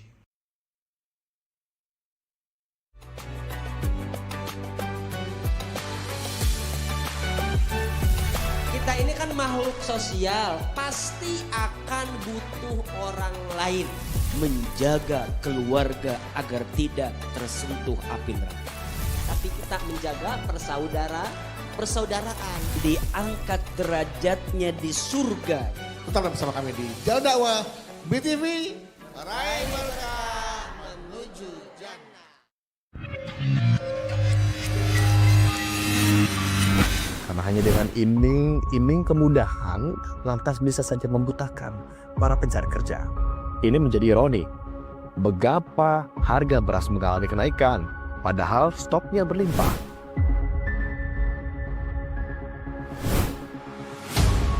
Saksikan penelusuran tim Expos hanya di BTV.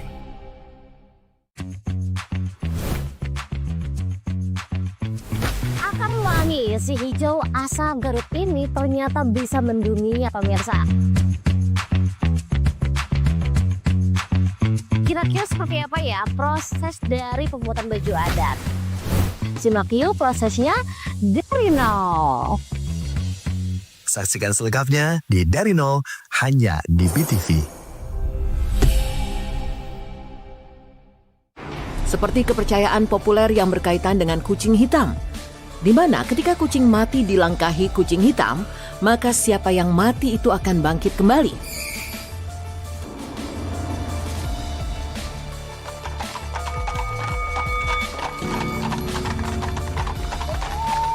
Sebuah terekam di Mitos hanya di BTV.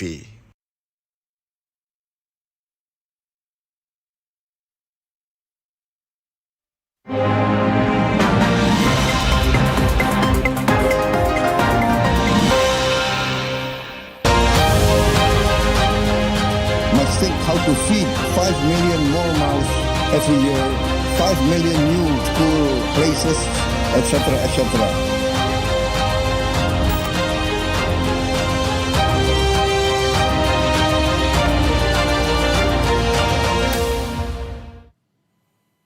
Pemirsa, Anda kembali menyaksikan Breaking News Berita 1 bersama saya Eka Nugraha, dan kita akan melanjutkan perbincangan dengan Profesor Yon Mahmudi selaku pengamat Timur Tengah Universitas Indonesia. Prof?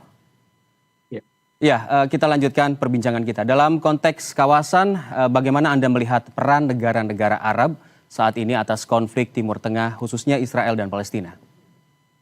Nah, kita melihat ya bahwa selama ini kan sebenarnya posisi negara-negara Arab, terutama negara-negara yang kaya itu, melakukan pendekatan atas konflik Palestina dan Israel itu dalam frame kerjasama. Artinya mereka yakin bahwa dengan membangun kerjasama dengan Amerika, termasuk melakukan normalisasi terhadap Israel yang itu diinisiasi dalam Abraham Accord, itu akan menjadi solusi permanen. Tetapi nampaknya kan realitasnya itu berbeda ya. Justru kemudian sikap itu yang permisif atas apa yang dilakukan oleh Israel yang mendorong terjadinya tragedi yang lebih besar ya terhadap rakyat Palestina. Normalisasi itu kan artinya bahwa apa yang dilakukan oleh Israel, intimidasi, pembunuhan, perampasan tanah, dianggap sebagai sesuatu yang normal, padahal kan tidak demikian. Dan ditambah lagi kemudian pasca 7 Oktober, tragedi semakin besar, dan itu yang menyadarkan bahwa pendekatan kerjasama tidak bisa lagi terus-menerus dilakukan ya, karena Israel ternyata tidak hanya menjadi ancaman bagi Palestina, tetapi juga semangat The Greater Israel itu mengancam negara-negara Arab lainnya, termasuk Suriah, Mesir, Jordan, dan lain sebagainya. Dan yang terakhir saya kira peristiwa yang sangat penting adalah ketika serangan yang dilakukan oleh Israel terhadap wilayah Qatar. Ya. Padahal Qatar sebagai negara yang berdaulat, di situ ada pangkalan Al-Udeid ya, militer Amerika yang terbesar, tetapi kemudian Amerika tidak melakukan apa-apa mencegah. Nah, ini menyadarkan kepada negara-negara Arab bahwa serangan itu sewaktu-waktu bisa saja mengarah kepada mereka, dan Amerika yang dianggap sebagai protektor belum tentu bisa menjamin keamanan itu. Nah, disinilah kemudian sikap-sikap negara-negara Arab sudah mulai mengalami perubahan, kemudian mendorong bahwa satu-satunya jalan ya memberikan kemerdekaan kepada rakyat Palestina. Nah, ini yang kita lihat bagaimana Arab Saudi bersama dengan Perancis menginisiasi deklarasi New York yang pada intinya mendorong negara-negara lain untuk terlibat dalam perdamaian itu dengan cara mengakui memberikan dukungan kemerdekaan kepada rakyat Palestina. Nah, posisi negara Arab sebenarnya sudah mengalami perubahan, tetapi tentu tidak mau melakukan konfrontasi secara langsung dengan Israel atau Amerika, tetapi mereka memilih jalan diplomasi. Di forum PBB inilah sebenarnya kita akan melihat apakah jalur diplomasi yang ditempuh ini akan berhasil untuk merealisasikan kemerdekaan Palestina atau justru mengalami kegagalan. Saya kira ini yang bisa menjelaskan ya sikap negara-negara Arab yang kadang dianggap cenderung permisif terhadap realitas yang ada karena lebih mengedepankan kepada pendekatan kerjasama dan diplomasi. Ya, melakukan pendekatan yang berbeda dari era-era sebelumnya begitu ya. Tapi tidak sedikit negara-negara yang mengkritik soal negara-negara Arab yang seperti lamban merespons ataupun memberikan bantuan yang cenderung lambat ketimbang negara-negara berkembang gitu untuk membantu Palestina begitu. Ya, Anda melihatnya ini kan bagaimana? mereka memiliki handicap ya, keterbatasan ketika melakukan kerjasama dengan Amerika yang otomatis juga ya harus memiliki kedekatan hubungan dengan Israel, sehingga mereka selalu menimbang ketika kebijakan itu dilakukan apakah nanti akan berdampak kepada Amerika atau menjaga sikapnya terhadap Israel ya, karena kan Mesir sudah punya hubungan dengan Israel, pasti mereka juga tidak mau sikapnya terlalu konfrontatif. Jordan juga seperti itu, sehingga tidak selugas ya negara-negara lain termasuk di dalam hal penyaluran bantuan kemanusiaan ya ke wilayah Gaza, karena itu ada handicap mereka yang sebagian telah membangun komunikasi bahkan melakukan normalisasi dengan Israel. Berbeda dengan negara Indonesia, contohnya tentu akan sangat vulgar karena tidak ada ikatan apapun. Sementara kalau di negara-negara Arab itu kan juga ada joint agreement tentang keamanan yang itu ada Amerika dan juga melibatkan Israel. Pasti ini yang menjadikan mereka menjadi tidak bisa secepat ya negara lain di dalam hal merespon kondisi realitas yang ada di Gaza. Ya, Prof, kita sepertinya akan menuju ke markas PBB lagi karena sepertinya Presiden Brasil Luiz Inácio Lula da Silva sudah melakukan pidato. Kita akan menyaksikan bersama ya, Prof. We are witnessing the consolidation of an international order marked by repeated concessions to power play, attacks on sovereignty, arbitrary sanctions, and unilateral interventions are becoming the rule.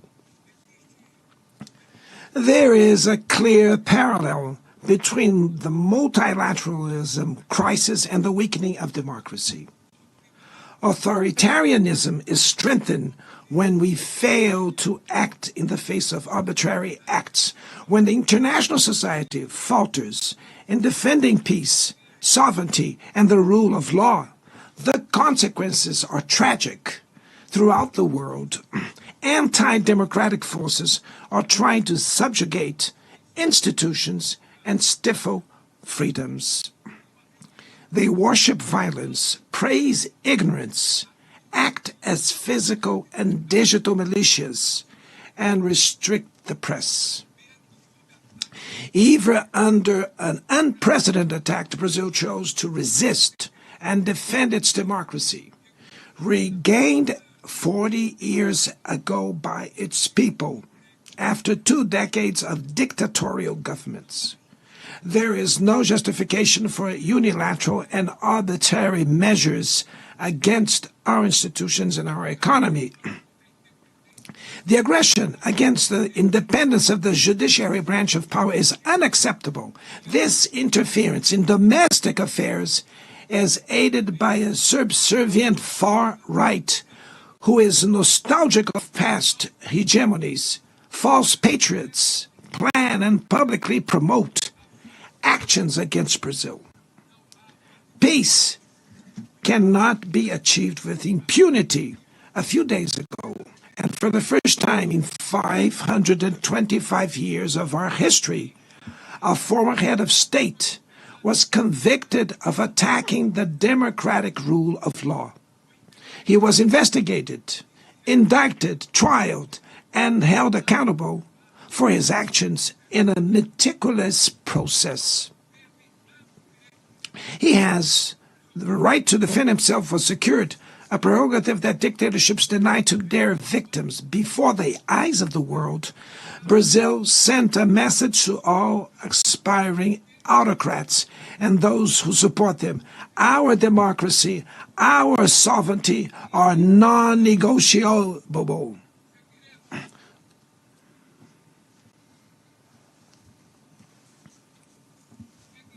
We will continue as an independent nation and as a people free from any type of guardianship. Sound democracies go beyond... Profesor Yon, seperti yang kita dengarkan bersama tadi, Presiden Brasil Luiz Inácio Lula da Silva juga menyampaikan beberapa isu mengenai kondisi politik di dalam negerinya. Dan apakah Anda punya gambaran mengenai dengan pernyataan dari Presiden Prabowo Subianto nanti pada saat diberikan waktunya untuk berpidato? Apakah akan tidak jauh berbeda dengan Presiden Brasil atau punya agenda lain begitu? Ya, saya kira kan di antara penekanannya yang itu juga paralel ya dengan apa yang disampaikan oleh Presiden Brasil berkaitan dengan multilateralisme, bahwa multilateralisme lembaga-lembaga internasional yang diciptakan secara bersama ini kan mendapatkan tantangan besar ya ketika ada negara yang cenderung secara sepihak melakukan pendekatan-pendekatan yang unilateral tanpa mempertimbangkan negara-negara lain. Ini kan tentu bagian ya dari diktatorship internasional. Nah, nampaknya banyak kritik-kritik yang secara tidak langsung ya ditujukan kepada Amerika ya, sebagai negara yang secara domestik ya menunjukkan sebuah prestasi demokrasi, tetapi ketika melakukan pergaulan dunia internasional justru mengedepankan sifat-sifat tiran, diktatorship, ancaman, sanksi dan lain sebagainya. Saya kira ini yang kemudian dianggap mengancam tatanan global ya. Maka memperkuat institusi seperti PBB itu kan menjadi penting, dan ini juga saya kira juga menjadi aspirasi ya bagi negara-negara di kekuatan Global South yang salah satunya diwakili oleh Indonesia, dan secara tidak langsung pasti ya berkaitan terhadap apa yang terjadi di Palestina, adanya invasi, kemudian aneksasi, tidak memberikan kebebasan independen pada suatu bangsa tertentu. Nah, ini mungkin ya menjadi poin-poin penting yang akan digarisbawahi ya oleh Presiden Prabowo, karena kan topik debatnya kan tentu berkaitan dengan kebersamaan ya. Bersama itu adalah lebih baik ya daripada kemudian sendiri mengalami penderitaan. Ini tentu mencerminkan ya realitas yang terjadi saat ini.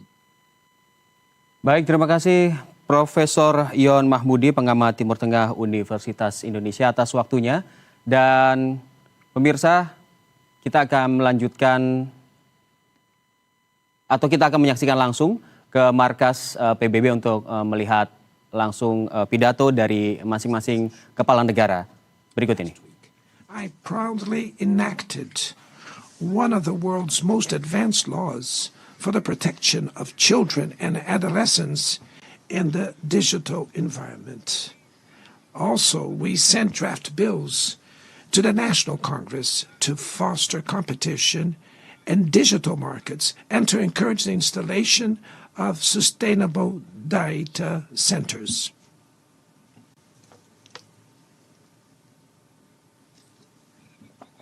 To mitigate the risks of artificial intelligence, We are committed to building multilateral governance in line with the Global Digital Compact that was approved in this plenary last year.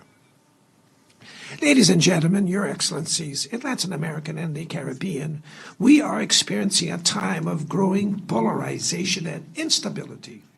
Maintaining the region as a zone. Saat ini yang Anda saksikan di layar kaca adalah Presiden Brasil, Luiz Inácio Lula da Silva, yang tengah menyampaikan pidatonya. Kemudian setelah Presiden Brasil, nanti akan di urutan kedua ada Presiden Amerika Serikat Donald Trump, dan baru di urutan ketiga ada Presiden Indonesia Prabowo Subianto yang sama juga akan menyampaikan pidato dalam Majelis Umum PBB. Dan hari ini, seperti yang kita ketahui, 23 September 2025, Presiden Prabowo Subianto akan menyampaikan pidato dalam sesi debat sidang umum.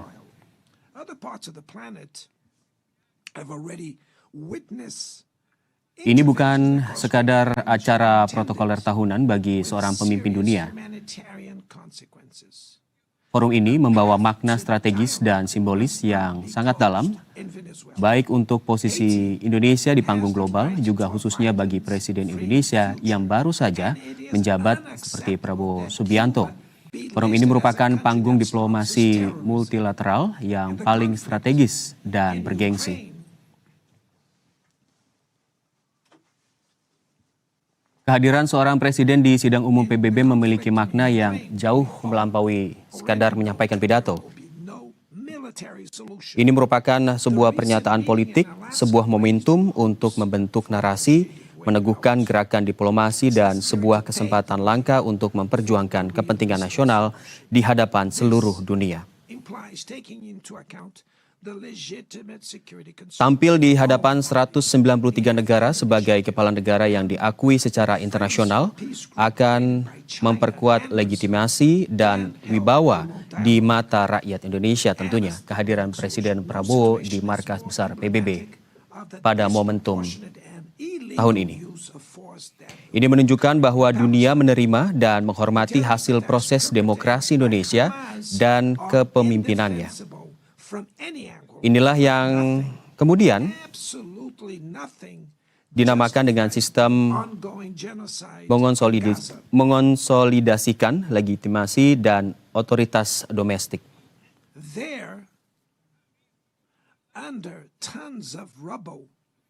Informasi yang kami terima bahwa masing-masing dari kepala negara yang akan melakukan pidato di forum ini akan diberikan waktu kurang lebih 15 menit.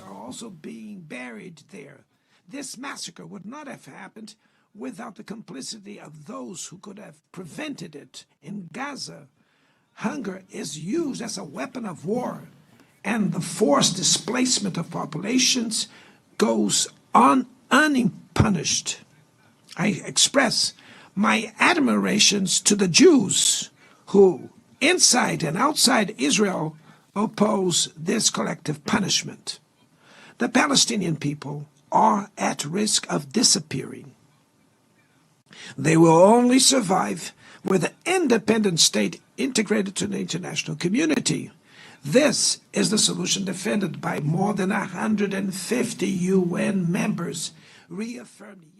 Pemirsa, breaking news, berita 1 sidang Majelis Umum ke-80 PBB akan segera kembali. Tetaplah bersama kami usai jeda. Terima kasih. Must think how to feed 5 million more mouths every year, 5 million new school places, etc., etc.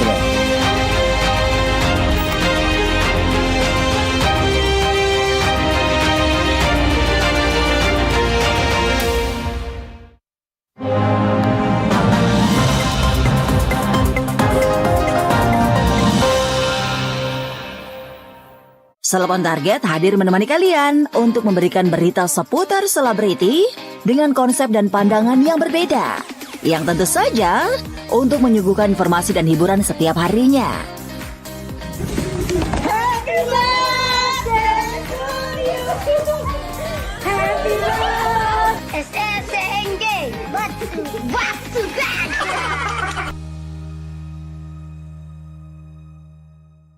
hanya di BTV. Program inspiratif yang menyentuh jiwa.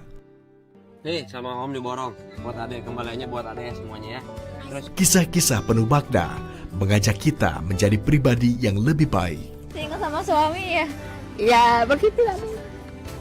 Dalam ketulusan ada keindahan. Saksikan dan rasakan di ketulusan hati. Hanya di BTV.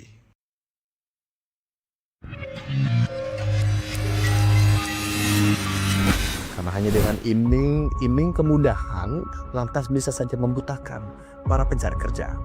Ini menjadi ironi. Begapa harga beras mengalami kenaikan, padahal stoknya berlimpah.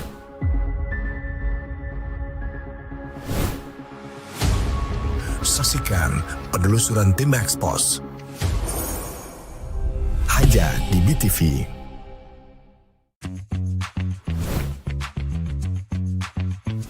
Akar wangi si hijau asal Garut ini ternyata bisa mendunia pemirsa. Kira-kira seperti apa ya proses dari pembuatan baju adat? Simak yuk prosesnya dari nol. Saksikan selengkapnya di Dari Nol hanya di BTV.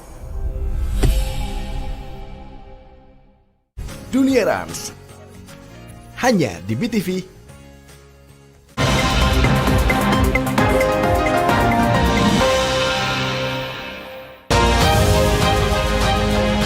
Must think how to feed 5 million more mouths every year, 5 million new school places, etc., etc.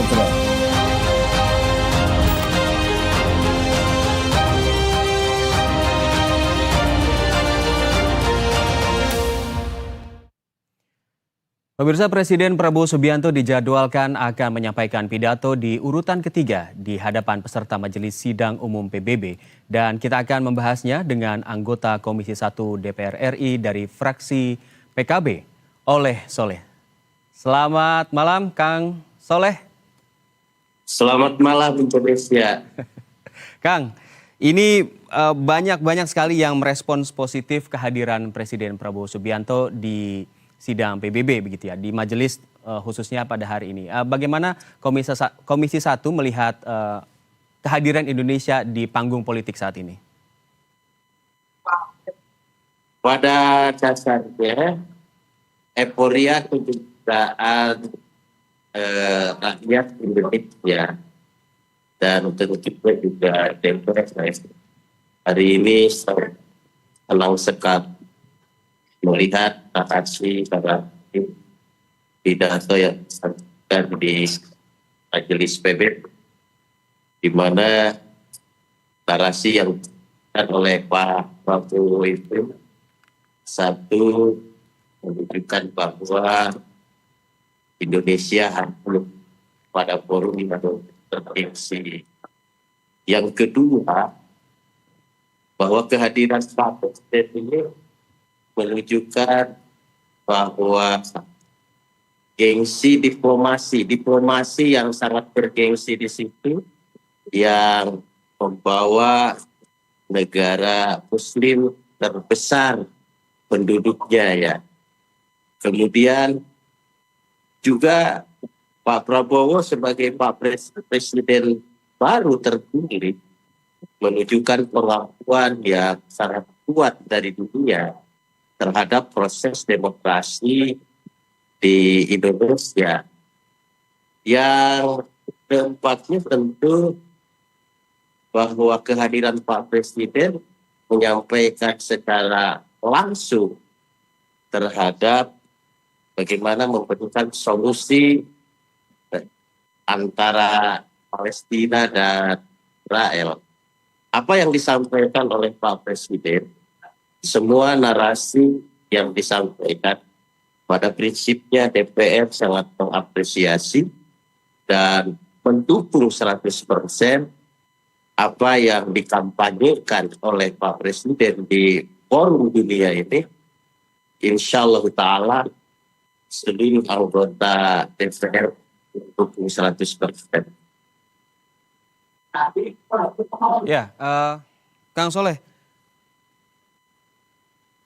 kondisi Siap. Presiden Prabowo Subianto yang berada di panggung politik dunia saat ini tentu menambah rasa percaya diri kita sebagai negara berkembang bahwa suara kita saat ini sudah mulai terdengar lebih begitu ya, apalagi dengan dukungan kita terhadap Palestina.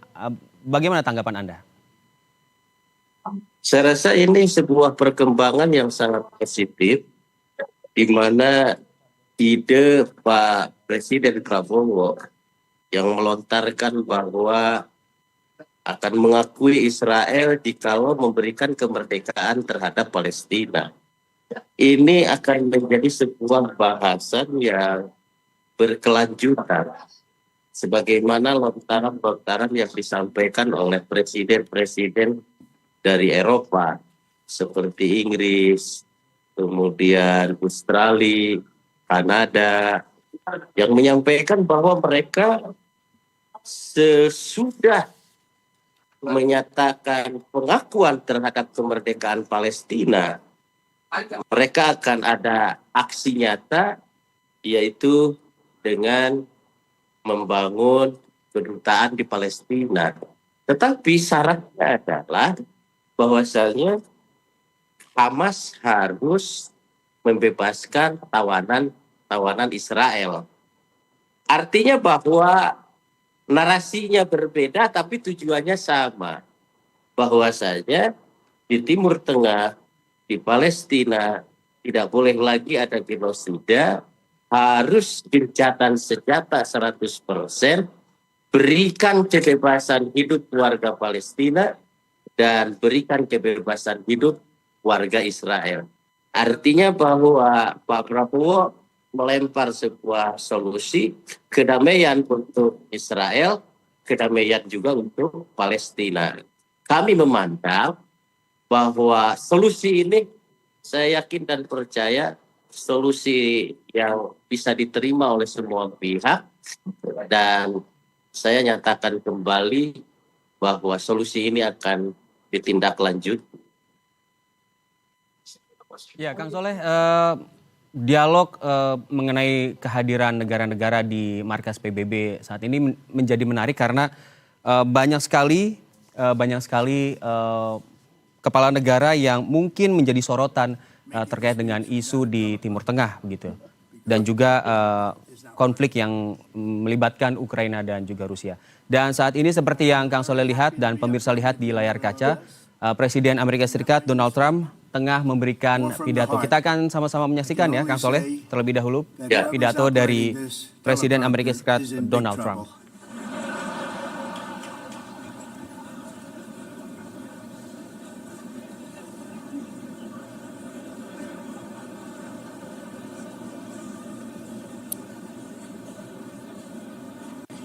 Hello, Madam First Lady.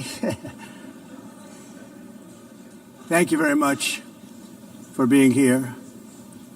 And Madam President, Mr. Secretary General, First Lady of the United States, distinguished delegates, ambassadors, and world leaders. 6 years have passed since I last stood in this grand hall and addressed a world that was prosperous and at peace in my first term. Since that day, the guns of war have shattered the peace I forged on 2 continents. An era of calm and stability gave way to one of the great crises of our time. And here in the United States, 4 years of weakness, lawlessness, and radicalism under the last administration delivered our nation into a repeated set of disasters. 1 year ago, our country was in deep trouble, but today, just 8 months into my administration, we are the hottest country anywhere in the world, and there is no other country even close. America is blessed with the strongest economy, the strongest borders, the strongest military, the strongest friendships, and the strongest spirit of any nation on the face of the earth. This is indeed the golden age of America. We are rapidly reversing the economic calamity we inherited from the previous administration, including ruinous price increases and record-setting inflation. inflation like we've never had before. Under my leadership, energy costs are down, gasoline prices are down, grocery prices are down, mortgage rates are down, and inflation has been defeated. The only thing that's up is the stock market, which just hit a record high. In fact, it hit a record high 48 times in the last short period of time. Growth is surging, manufacturing is booming. The stock market, as I said, is doing better than it's ever done. And all of you in this room benefit by that, almost everybody. And importantly, workers' wages are rising at the fastest pace in more than 60 years. And that's what it's all about, isn't it? In 4 years of President Biden, we had less than $1 trillion of new investment into the United States. In just 8 months since I took office, we have secured commitments and money already paid for $17 trillion. Think of it, 4 years, less than $1 trillion, 8 months, much more than $17 trillion is being invested in the United States, and it's now pouring in from all parts of the world. We've implemented the largest tax cuts in American history and the largest regulation cuts in American history, making this once and again the best country on earth to do business. And many of the people in this room are investing in America, and it's turned out to be an awfully good investment during this 8-month period. In my first term, I built the greatest economy in the history of the world. We had the best economy ever, history of the world. And I'm doing the same thing again, but this time it's actually much bigger and even better. The numbers far surpass my record-setting first term. On our southern border, we have successfully repelled a colossal invasion. And for the last 4 months, and that's 4 months in a row, the number of illegal aliens admitted and entering our country has been 0. Hard to believe, because if you look back just a year ago, it was millions and millions of people pouring in from all over the world, from prisons, from mental institutions, drug dealers. All over the world they came. They just poured into our country with the ridiculous open border policy of the Biden administration. Our message is very simple. If you come illegally into the United States, you're going to jail, or you're going back to where you came from, or perhaps even further than that. You know what that means. I want to thank the country of El Salvador for the successful and professional job they've done in receiving and jailing so many criminals that entered our country. And it was under the previous administration that the number became record-setting, and they're all being taken out. We have no choice. And other countries have no choice, because other countries are in the exact same situation with immigration. It's destroying your country, and you have to do something about it. On the world stage, America is respected again like it has never been respected before. You think about 2 years ago, 3 years ago, 4 years ago, or 1 year ago, we were a laughingstock all over the world. At the NATO summit in June, virtually all NATO members formally committed to increase defense spending at my request from 2% to 5% of GDP, making our alliance far stronger and more powerful than it was ever before. In May, I traveled to the Middle East to visit my friends and rebuild our partnerships in the Gulf and those valued relationships with Saudi Arabia, Qatar, and the UAE and other countries are now, I believe, closer than ever before.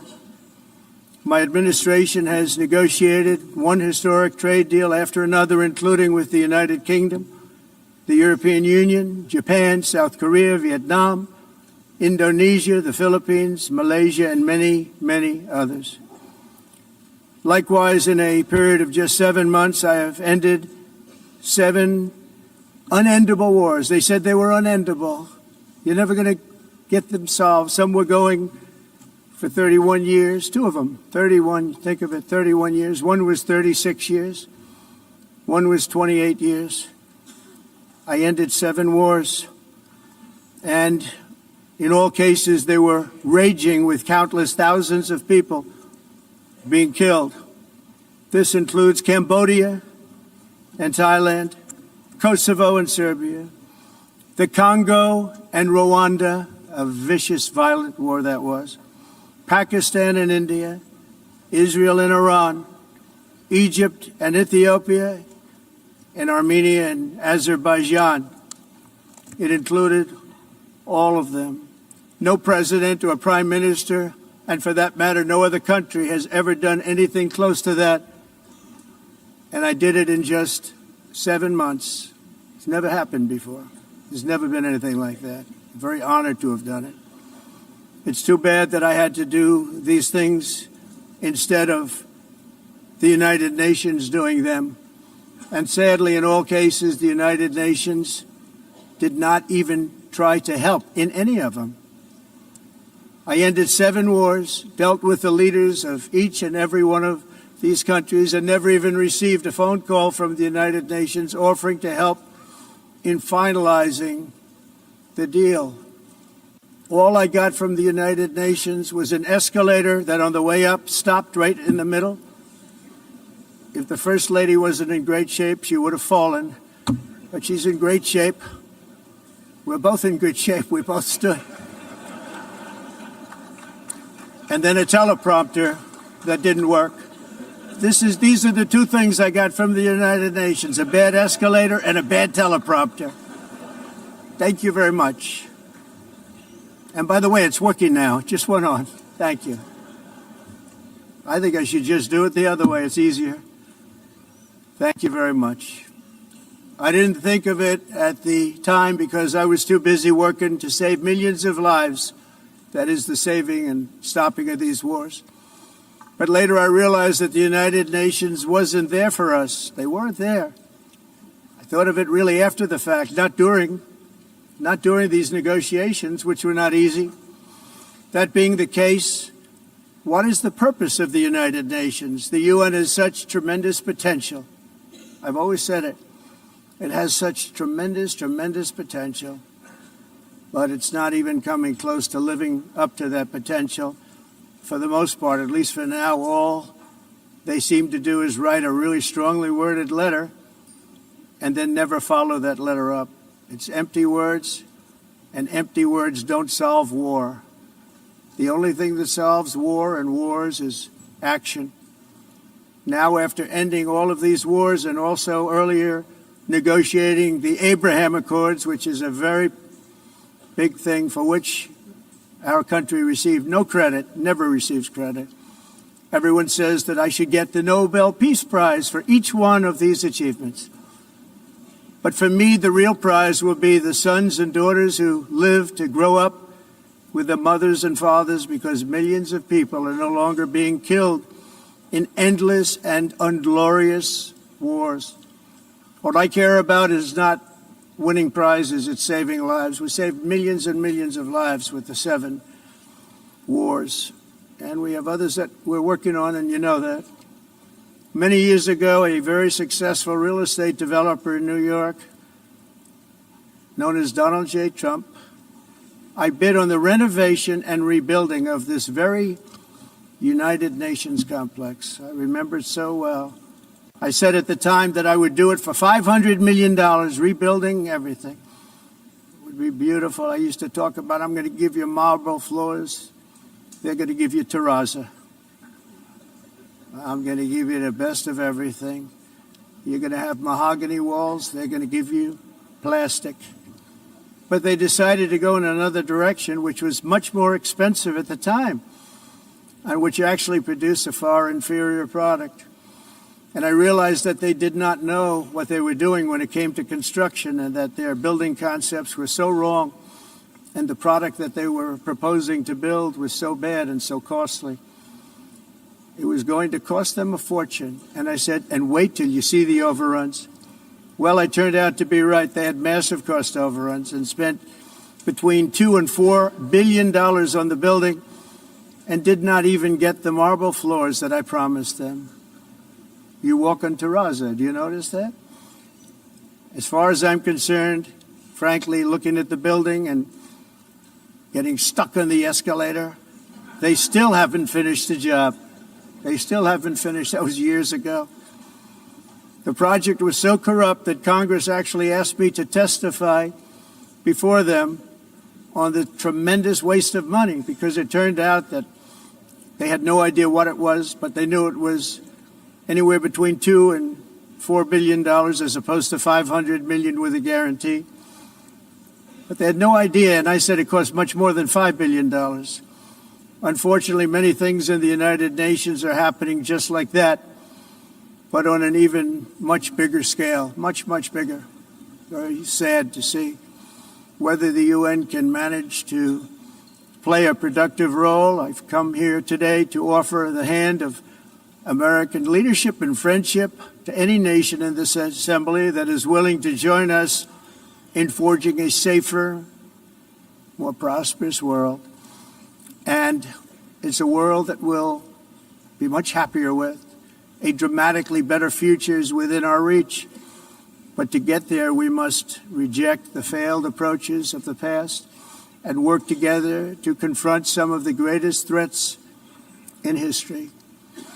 There is no more serious danger to our planet today than the most powerful and destructive weapons ever devised by man, of which the United States, as you know, has many. Just as I did in my first term, I've made containing these threats a top priority, starting with the nation of Iran. My position is very simple. The world's #1 sponsor of terror can never be allowed to possess the most dangerous weapon. That's why shortly after taking office, I sent the so-called Supreme Leader a letter making a generous offer. I extended a pledge of full cooperation in exchange for a suspension of Iran's nuclear program. The regime's answer was to continue their constant threats to their neighbors and U.S. interests throughout the region and some great countries that are right nearby. Today, many of Iran's former military commanders, in fact, I can say almost all of them, are no longer with us. They're dead. And 3 months ago, in Operation Midnight Hammer, 7 American B-2 bombers dropped the 14 30,000-pound each bombs on Iran's key nuclear facilities, totally obliterating everything. No other country on earth could have done what we did. No other country has the equipment to do what we did. We have the greatest weapons on earth. We hate to use them. But we did something that for 22 years people wanted to do. With Iran's nuclear enrichment capacity demolished, I immediately brokered an end to the 12-day war, as it's called, between Israel and Iran, with both sides agreeing to fight no longer. As everyone knows, I have also been deeply engaged in seeking a ceasefire in Gaza. Have to get that done. Have to get it done. Unfortunately, Hamas has repeatedly rejected reasonable offers to make peace. We can't forget October 7th, can we? Now, as if to encourage continued conflict, some of this body is seeking to unilaterally recognize a Palestinian state. The rewards would be too great for Hamas terrorists for their atrocities. This would be a reward for these horrible atrocities, including October 7th, even while they refuse to release the hostages or accept a ceasefire. Instead of giving to Hamas and giving so much, because they've taken so much, they have taken so much. This could have been solved so long ago. But instead of giving in to Hamas's ransom demands, those who want peace should be united with one message: release the hostages now. Just release the hostages now. Thank you.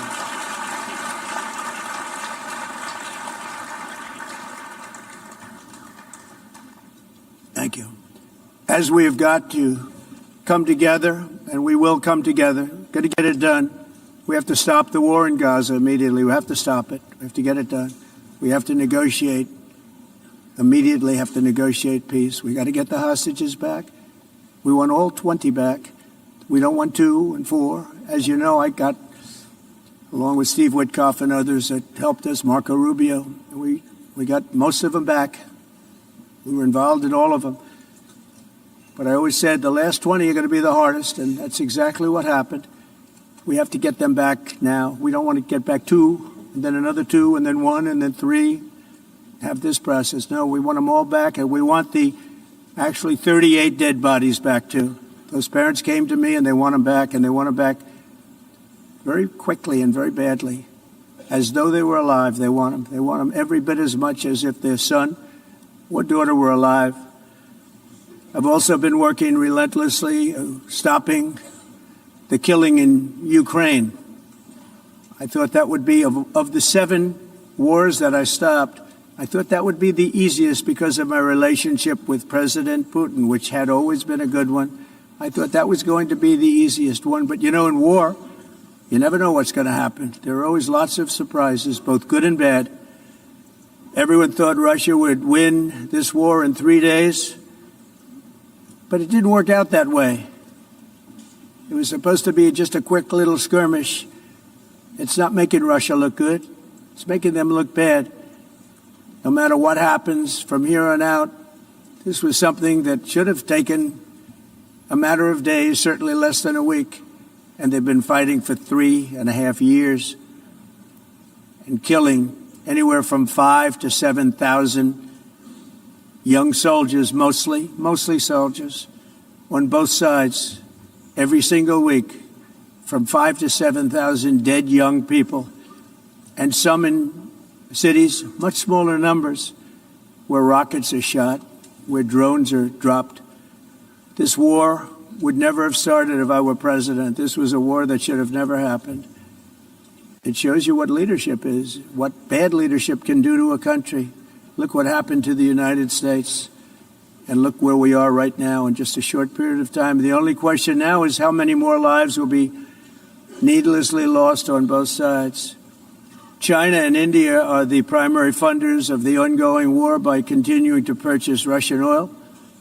But inexcusably, even NATO countries have not cut off much Russian energy and Russian energy products, which, as you know, I found out about 2 weeks ago, and I wasn't happy.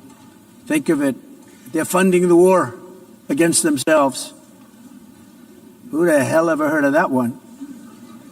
In the event that Russia is not ready to make a deal to end the war, then the United States is fully prepared to impose a very strong round of powerful tariffs, which would stop the bloodshed, I believe, very quickly. But for those tariffs to be effective, European nations, all of you are gathered here right now, would have to join us in adopting the exact same measures. I mean, you're much closer to the city. We have an ocean in between. You're right there. And Europe has to step it up. They can't be doing what they're doing. They're buying oil and gas from Russia while they're fighting Russia. It's embarrassing to them. And it was very embarrassing to them when I found out about it, I can tell you that. But they have to immediately cease all energy purchases from Russia. Otherwise, we're all wasting a lot of time. So I'm ready to discuss this. We're going to discuss it today with the European nations, all gathered here. I'm sure they're thrilled to hear me speak about it, but that's the way it is. I like to speak my mind and speak the truth. As we seek to reduce the threat of dangerous weapons today, I'm also calling on every nation to join us in ending the development of biological weapons once and for all. And biological is terrible, and nuclear is even beyond, and we include nuclear in that. We want to have a cessation of the development of nuclear weapons. We know, and I get to view it all the time. Sir, would you like to see? And I look at weapons that are so powerful that we just can't ever use them. If we ever use them, the world literally might come to an end. There would be no United Nations to be talking about. There would be no nothing. Just a few years ago, reckless experiments overseas gave us a devastating global pandemic. Yet despite that worldwide catastrophe, many countries are continuing extremely risky research into bioweapons and man-made pathogens. This is unbelievably dangerous. To prevent potential disasters, I'm announcing today that my administration will lead an international effort to enforce Biological Weapons Convention, which is going to be meeting with the top leaders of the world by pioneering an AI verification system that everyone can trust. Hopefully the UN can play a constructive role, and it will also be one of the early projects under AI. Let's see how good it is, because a lot of people are saying it could be one of the great things ever, but it also can be dangerous, but it can be put to tremendous use and tremendous good, and this would be an example of that. Not only is the UN not solving the problems it should, too often, it's actually creating new problems for us to solve. The best example is the number one political issue of our time, the crisis of uncontrolled migration. It's uncontrolled. Your countries are being ruined. The United Nations is funding an assault on Western countries and their borders. In 2024, the UN budgeted $372 million in cash assistance to support an estimated 624,000 migrants journeying into the United States. Think of that. The UN is supporting people that are illegally coming into the United States, and then we have to get them out. The UN also provided food, shelter, transportation, and debit cards to illegal aliens. Can you believe that? On the way to infiltrate our southern border. Millions of people came through that southern border. Just a year ago, millions and millions of people were pouring in, 25 million altogether over the 4 years of the incompetent Biden administration. And now we have it stopped, totally stopped. In fact, they're not even coming anymore because they know they can't get through. But what took place is totally unacceptable. The UN is supposed to stop invasions, not create them and not finance them. In the United States, we reject the idea that mass numbers of people from foreign lands can be permitted to travel halfway around the world, trample our borders, violate our sovereignty, cause unmitigated crime, and deplete our social safety net.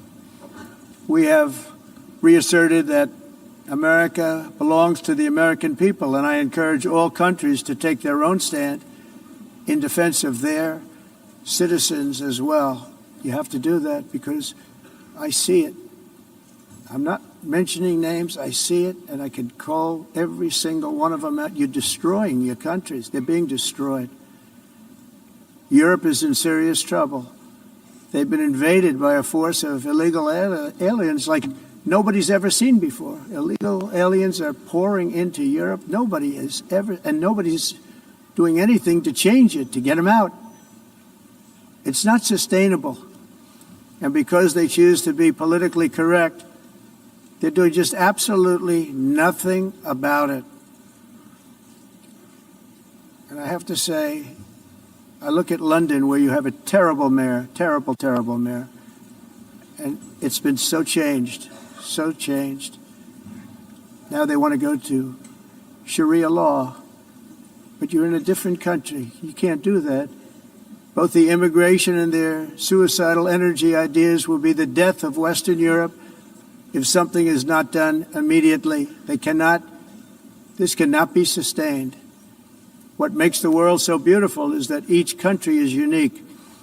But to stay this way, every sovereign nation must have the right to control their own borders. You have the right to control your borders, as we do now, and to limit the sheer numbers of migrants entering their countries and paid for by the people of that nation that were there and that built that particular nation at the time. They put their blood, sweat, tears, money into that country, and now they're being ruined. Proud nations must be allowed to protect their communities and prevent their societies from being overwhelmed by people they have never seen before, with different customs, religions, with different everything. Where migrants have violated laws, lodged false asylum claims, or claimed refugee status for illegitimate reasons, they should in many cases be immediately sent home.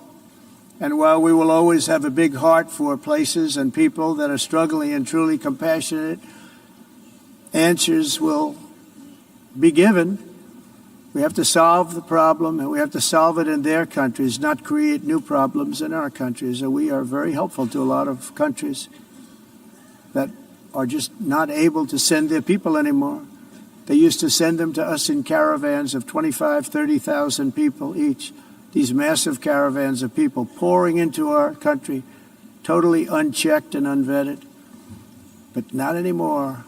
According to the Council of Europe in 2024, almost 50% of inmates in German prisons were foreign nationals or migrants. In Austria, the number was 53% of the people in prisons were from places that weren't from where they are now. In Greece, the number was 54%, and in Switzerland, beautiful Switzerland, 72% of the people in prisons are from outside of Switzerland. When your prisons are filled with so-called asylum seekers who repaid kindness, and that's what they did, they repaid kindness with crime.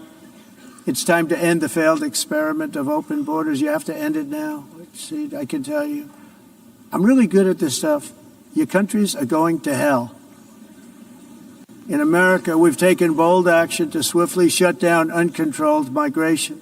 Once we started detaining and deporting everyone who crossed the border and removing illegal aliens from the United States, they simply stopped coming. They're not coming anymore. We're getting a lot of credit, but they're not coming anymore.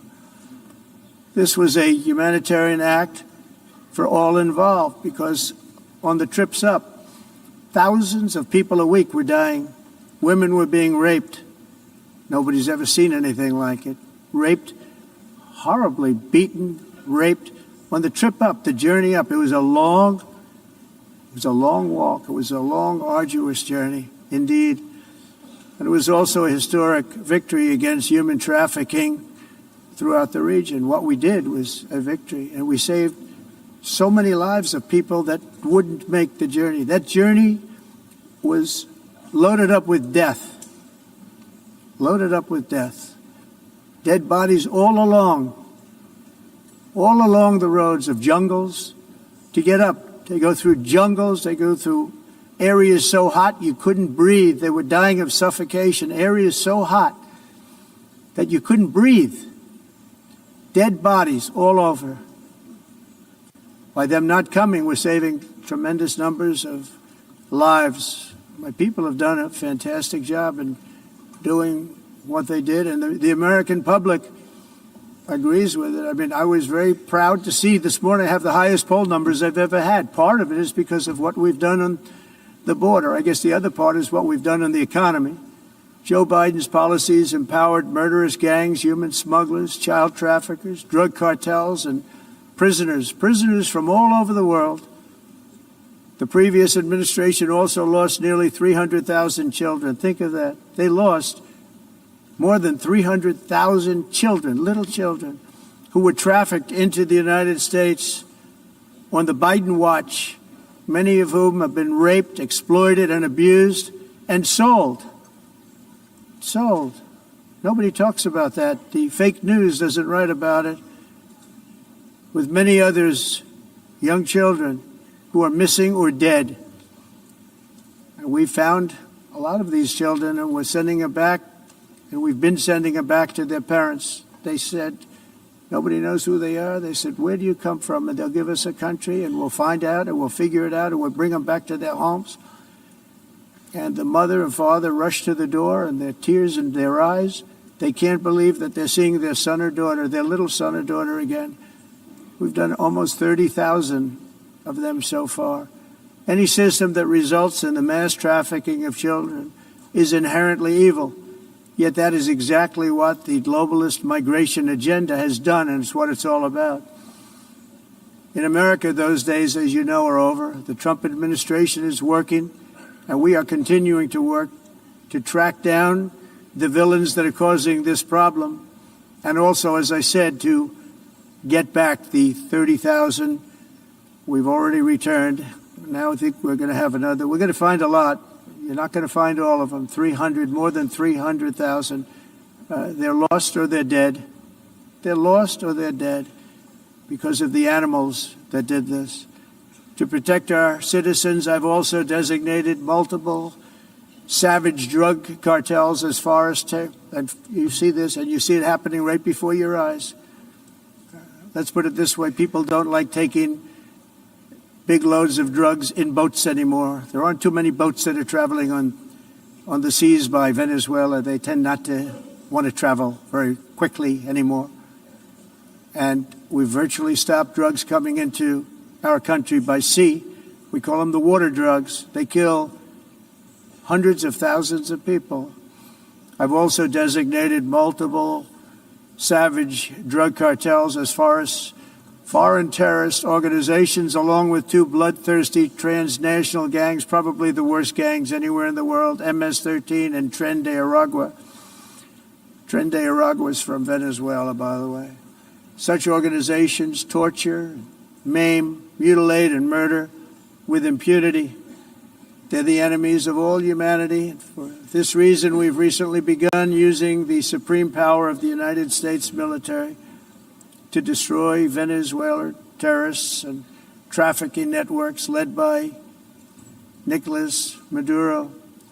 To every terrorist thug smuggling poisonous drugs into the United States of America, please be warned that we will blow you out of existence. That's what we're doing. We have no choice. Can't let it happen. They're destroying. I believe we lost 300,000 people last year to drugs, 300,000. Fentanyl and other drugs. Each boat that we sink carries drugs that would kill more than 25,000 Americans. We will not let that happen. Energy is another area where the United States is now thriving like never before. We're getting rid of the falsely named renewables. By the way, they're a joke. They don't work. They're too expensive. They're not strong enough to fire up the plants that you need to make your country great. The wind doesn't blow. Those big windmills are so pathetic and so bad, so expensive to operate. And they have to be rebuilt all the time, and they start to rust and rot. Most expensive energy ever conceived, and it's actually energy. You're supposed to make money with energy, not lose money. You lose money, the governments have to subsidize. You can't put them out without massive subsidies. And most of them are built in China, and I give China a lot of credit. They build them, but they have very few wind farms. So why is it that they build them and they send them all over the world, but they barely use them? You know what they use? Coal. They use gas. They use almost anything, but they don't like wind. But they sure as hell like selling the windmills. Europe, on the other hand, is a long way to go, with many countries being on the brink of destruction because of the green energy agenda. And I give a lot of credit to Germany. Germany was being led down a very sick path, both on immigration, by the way, and on energy. They were going green, and they were going bankrupt. And the new leadership came in, and they went back to where they were, with fossil fuel and with nuclear, which is good. It's now safe. You can do it properly. But they went back to where they were, and they opened up a lot of different plants, energy-producing plants, and they're doing well. I give Germany a lot of credit for that. They've said this is a disaster, what's happening. They were going all green. All green is all bankrupt. That's what it represents. And it's not politically correct. I'll be very badly criticized for saying it, but I'm here to tell the truth. I don't care. It doesn't matter to me. I'm in New York City. I'm feeling a lot safer. Crime, we're getting crime down. And by the way, speaking of crime, Washington, D.C. Washington, D.C. was the crime capital of America. Now it's after 12 days, it's a totally safe city. Everyone's going out to dinner. They're going out to restaurants. Your wife can walk down the middle of the street with or without you. Nothing's going to happen. My people have done a fantastic job. And yes, I called in the National Guard, and the National Guard took care of business, and they weren't politically correct, but they took care of business. We got 1,700 career criminals out, brought them back to where they came from, the countries where they came from, or put them in jails. Washington, D.C. is now a totally safe city again. And I welcome you to come. In fact, we'll have dinner together at a local restaurant, and we'll be able to walk. We don't have to go by an armor-plated vehicle. We'll walk right over there from the White House. They've given up their powerful edge, a lot of the countries that we're talking about, in oil and gas, such as essentially closing the great North Sea oil. Oh, the North Sea, I know it so well. Aberdeen was the oil capital of Europe, and there's tremendous oil that hasn't been found in the North Sea. Tremendous oil. And I was with the Prime Minister I respect and like a lot, and I said, you're sitting with the greatest asset. They essentially closed it by making it so highly taxed that no developer, no oil company can go there. They have tremendous oil left, and more importantly, they have tremendous oil that hasn't even been found yet. And what a tremendous asset for the United Kingdom. And I hope the Prime Minister is listening, because I told it to him 3 days in a row. That's all he heard. North Sea oil, North Sea, because I want to see them do well. I want to stop seeing them ruining that beautiful Scottish and English countryside with windmills and massive solar panels that go 7 miles by 7 miles, taking away farmland. But we're not letting this happen in America. In 1982, the executive director of the United Nations Environmental Program predicted that by the year 2000, climate change would cause a global catastrophe. He said that it will be irreversible, as any nuclear holocaust would be. This is what they said at the United Nations. What happened? Here we are. Another UN official stated in 1989 that within a decade, entire nations could be wiped off the map by global warming. Not happening. You know, it used to be global cooling. If you look back years ago in the 1920s and the 1930s, they said, global cooling will kill the world. We have to do something. Then they said global warming will kill the world, but then it started getting cooler, so now they could just call it climate change, because that way they can't miss. It's climate change, because if it goes higher or lower, whatever the hell happens, there's climate change. It's the greatest con job ever perpetrated on the world, in my opinion. Climate change, no matter what happens, you're involved in that. No more global warming, no more global cooling. All of these predictions made by the United Nations and many others, often for bad reasons, were wrong. They were made by stupid people that have cost their countries fortunes and given those same countries no chance for success. If you don't get away from this green scam, your country is going to fail. And I'm really good at predicting things, you know. They actually said during the campaign, they had a hat, the best-selling hat. Trump was right about everything. And I don't say that in a braggadocious way, but it's true. I've been right about everything. And I'm telling you that if you don't get away from the green energy scam, your country is going to fail. And if you don't stop people that you've never seen before, that you have nothing in common with, your country is going to fail. I'm the President of the United States, but I worry about Europe. I love Europe. I love the people of Europe. And I hate to see it being devastated by energy and immigration. This double-tailed monster destroys everything in its wake, and they cannot let that happen any longer. You're doing it because you want to be nice. You want to be politically correct, and you're destroying your heritage. They must take control strongly and immediately of the unmitigated immigration disaster and the fake energy catastrophe before it's too late. The carbon footprint is a hoax made up by people with evil intentions, and they're heading down a path of total destruction. You know, the carbon footprint was a big, big thing a few years ago.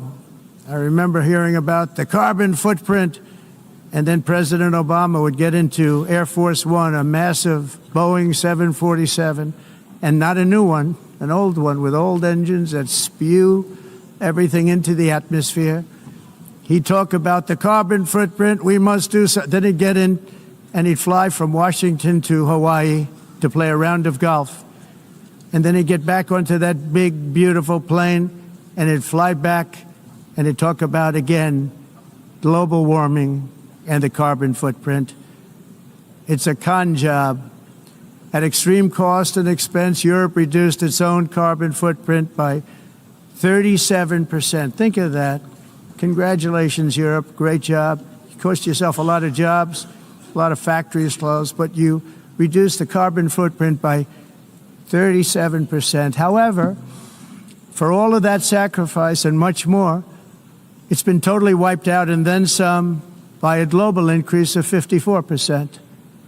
Much of it coming from China and other countries that are thriving around China, which now produces more CO2 than all the other developed nations in the world. So all of these countries are working so hard on the carbon footprint, which is nonsense, by the way. It's nonsense. You know, it's interesting. In the United States, we have still radicalized environmentalists, and they want the factories to stop. Everything should stop. No more cows. We don't want cows anymore. I guess they want to kill all the cows. They want to do things that are just unbelievable, and you have it too. But you know, we have a border, strong, and we have a shape, and that shape doesn't just go straight up. That shape is amorphous when it comes to the atmosphere. And if we had the most clean air, and I think we do, we have very clean air. We have the cleanest air we've had in many, many years. Going past Los Angeles, past San Francisco, and then somebody will get in trouble because he dropped a cigarette on the beach. The whole thing is crazy. The primary effect of these brutal green energy policies has not been to help the environment, but to redistribute manufacturing and industrial activity from developed countries that follow the insane rules that are put down to polluting countries that break the rules and are making a fortune. They're making a fortune. European electricity bills are now 4 to 5 times more expensive than those in China, and 2 to 3 times higher than the United States. And our bills are coming way down. You probably see that our gasoline prices are way down. You know, we have an expression, drill, baby Nós reduzimos os custos de energia porque nós faremos, como a expressão, vamos fazer tudo isso, reduzir os custos de energia e os custos diminuíram nos Estados Unidos. Very uncommon to see one in some of these countries. Por exemplo, se você olhar electric costs are so high. So while the U.S. has approximately 1,300 heat-related deaths annually, that's a lot. Europe loses more than 175,000 people to heat deaths each year. Usar eles e evitar aumento da temperatura, porque é muito caro também usar all in the name of pretending to stop the global warming hoax. The entire globalist concept of asking successful industrialized nations to inflict pain on themselves and radically disrupt their entire societies must be rejected completely and totally, and it must be immediate.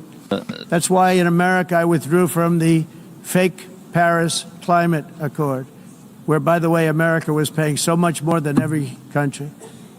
Others weren't paying. China didn't have to pay until 2030. Russia was given an old standard that was easy to meet, a 1990 standard. But for the United States, we're supposed to pay like $1 trillion. And I said, this is another scam. The fact is, the United States has been taken advantage of by the world for many, many years, but not any longer, as you probably noticed. I unleashed massive energy production and signed historic executive orders to hunt for oil, but we don't have to do much hunting because we have the most oil of any nation anywhere, oil and gas in the world. And if you add coal, we have the most of any nation in the world. Clean, I call it clean, beautiful coal. You can do things today with coal that you couldn't have done 10 years ago, 15 years. So I have a little standing order in the White House. Never use the word coal, only use the words clean, beautiful coal. Sounds much better, doesn't it? But we stand ready to provide any country with abundant, affordable energy supplies if you need them, when most of you do. We're proudly exporting energy all over the world. We're now the largest exporter. In the United States, we want trade and robust commerce with all nations, everybody. We want to help nations. We're going to help nations. but it must also be fair and reciprocal. The challenge with trade is much the same with climate. The countries that followed the rules, all their factories have been plundered. It's really sad to watch. They've been broken. They've been broken by countries that broke the rules. That's why the United States is now applying tariffs to other countries, and much as these tariffs were for many years applied to us, uncontrollably applied to us. We've used tariffs as a defense mechanism under the Trump administration, including my first term, where hundreds of billions of dollars in tariffs were taken in. And by the way, we had the lowest inflation, and now we have very low inflation. The only thing different is that we have hundreds of billions of dollars flowing into our country. But this is how we will ensure that the system works for everyone and is sustainable into the future. We're also using tariffs to defend our sovereignty and security throughout the world, including against nations that have taken advantage of former U.S. administrations for decades, including the most corrupt, incompetent administration in history, the sleepy Joe Biden administration. Brazil now faces major tariffs in response to its unprecedented efforts to interfere in the rights and freedoms of our American citizens and others, with censorship, repression, weaponization, judicial corruption, and targeting of political critics in the United States. I have a little problem saying this because I must tell you, I was walking in and the leader of Brazil was walking out. We saw him and I saw him, he saw me, and we embraced. And then I'm saying, can you believe I'm going to be saying this in just 2 minutes?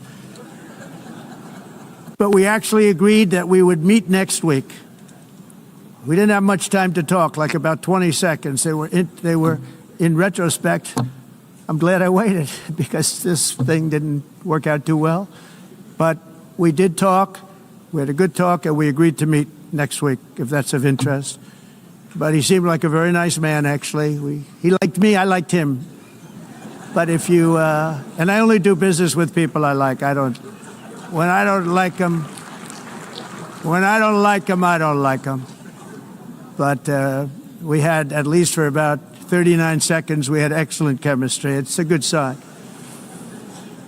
But also in the past, Brazil, can you believe this, unfairly tariffed our nation, but now because of our tariffs, we are hitting them back, and we're hitting them back very hard. As president, I will always defend our national sovereignty and the rights of American citizens. So I'm very sorry to say this, that Brazil is doing poorly and will continue to do poorly. They can only do well when they're working with us. Without us, they will fail, just as others have failed. It's true. Next year, the United States will celebrate the 250th anniversary of our glorious independence, a testament to enduring power and American freedom and spirit. We will also be proudly hosting the 2026 FIFA World Cup, and shortly thereafter, the 2028 Olympics, which is going to be very exciting. I hope you all come. I hope that countless people from all over the globe will take part of these will be great celebrations of liberty and human achievement, and that together we all can rejoice in the miracles of history that began in July 4th, 1776, when we founded the light to all nations. And it's something really that an amazing thing came out of that date. It's called the United States of America. In honor of this momentous anniversary, I hope that all countries who find inspiration in our example will join us in renewing our commitment, values, and those values really that we hold so dear together. Let us defend free speech and free expression. Let us protect religious liberty, including for the most persecuted religion on the planet today. It's called Christianity. And let us safeguard our sovereignty and cherish qualities that have made each of our nations so special, incredible, and extraordinary. In closing, I just want to repeat that immigration and the high cost of so-called green renewable energy is destroying a large part of the free world and a large part of our planet. Countries that cherish freedom are fading fast because of their policies on these two subjects. You need strong borders and traditional energy sources if you are going to be great again. Whether you have come from north or south, east or west, near or far, every leader in this beautiful hall today represents a rich culture, a noble history, and a proud heritage that makes each nation majestic and unique, unlike anything else in human history or any other place on the face of the earth. From London to Lima, from Rome to Athens, from Paris to Seoul, from Cairo to Tokyo and Amsterdam to right here in New York City, we stand on the shoulders of the leaders and legends, generals and giants, heroes and titans who won and built our beloved nations, all of our nations, with their own courage, strength, spirit, and skill. Our ancestors climbed mountains, conquered oceans, crossed deserts, and trekked over wide open plains. They charged into thunderous battles, plunged into grave dangers, and they were soldiers and farmers and workers and warriors and explorers and patriots. They built towns into cities, tribes into kingdoms, ideas into industries, and small islands into mighty empires. You're a part of all of that. They were champions for their people who never gave up and who never, ever gave in. Their values defined our national identities. Their visions forged our magnificent destiny. Everybody in this room is a part of it in your own way. Each of us inherits the deeds and the myths, the triumphs, the legacies of our own heroes and founders who so bravely showed us the way. Our ancestors gave everything for homelands that they defended with pride, with sweat, with blood, with life, and with death. Now the righteous task of protecting the nations that they built belongs to each and every one of us. So together let us uphold our sacred duty to our people and to our citizens. Let us protect their borders, ensure their safety, preserve their cultures, treasure, and traditions, and fight for their precious dreams and their cherished freedoms. And in friendship and really a beautiful vision, let us all work together to build a bright, beautiful planet, a planet that we all share, a planet of peace and a world that is richer, better, and more beautiful than ever before. That can happen. It will happen. It will happen, and I hope it can happen and start right now, right at this moment. We'll turn it around. We're going to make our countries better, safer, more beautiful. We're going to take care of our people. Thank you very much. It's been an honor. God bless the nations of the world. Thank you very much. Bye.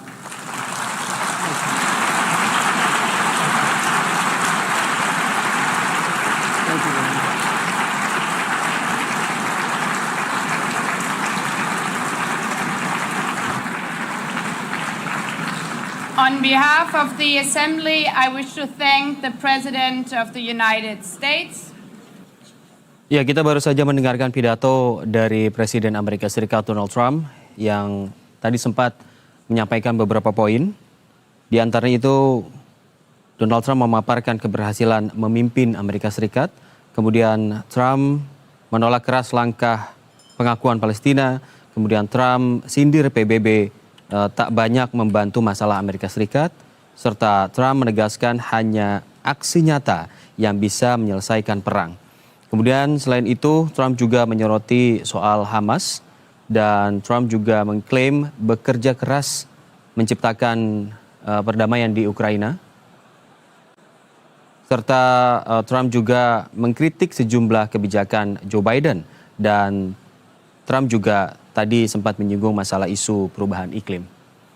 Tadi yang paling menarik adalah Trump menyoroti atau merespons kebijakan Presiden Brasil Luiz Inácio Lula da Silva.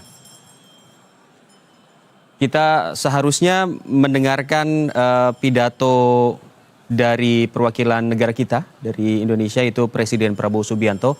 Namun nampaknya sedikit ada perubahan jadwal. Kita akan menyaksikan bersama di layar kaca Anda pemirsa.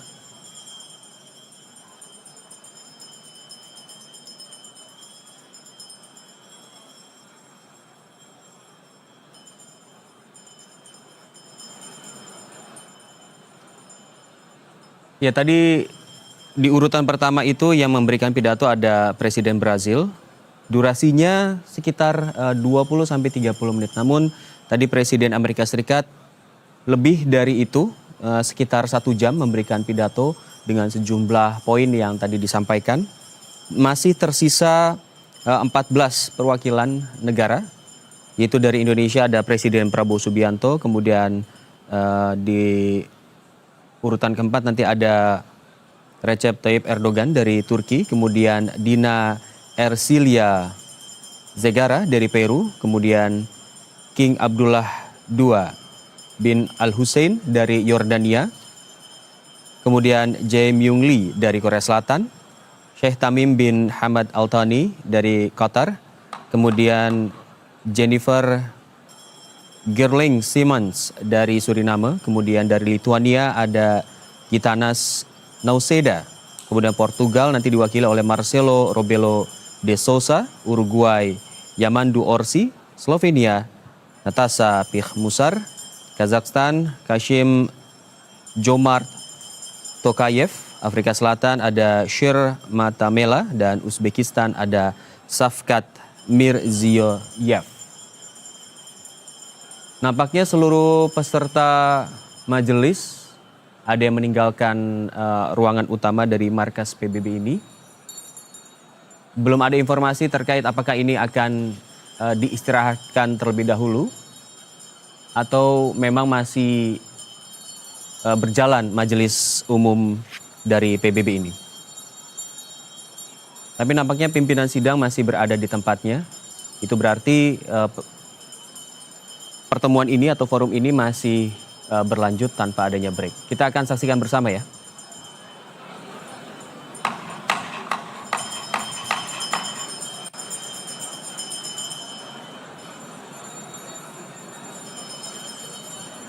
Please be seated.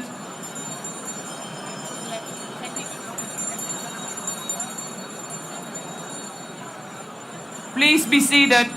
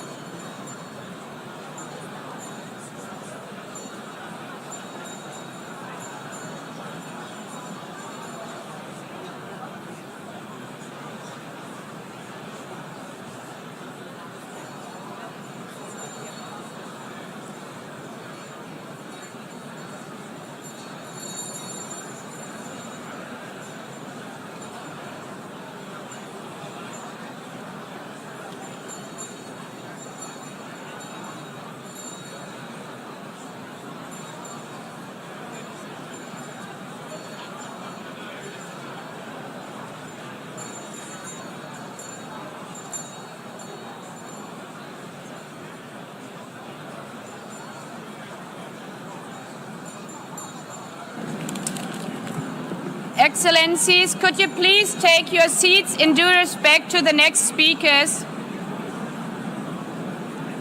The second row, could you please take your seat right now?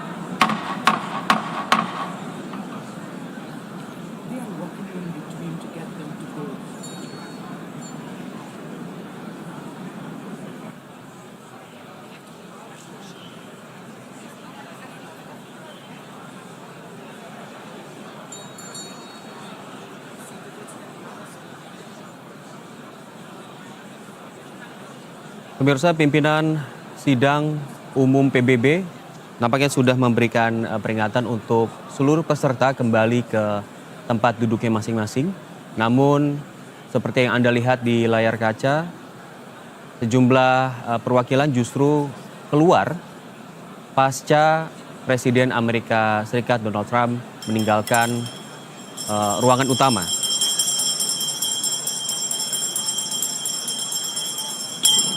Beberapa kali pimpinan sidang memperingatkan untuk Please take a seat seluruh now. perwakilan With due negara respect untuk to the kembali next ke ruangan speakers, I utama would untuk kindly ask mendengarkan pidato gentlemen in the left peserta row, please negara take lainnya, your seat. termasuk Presiden Prabowo Subianto yang dijadwalkan seharusnya naik We ke will atas continue. mimbar setelah Presiden Amerika Serikat Donald Trump.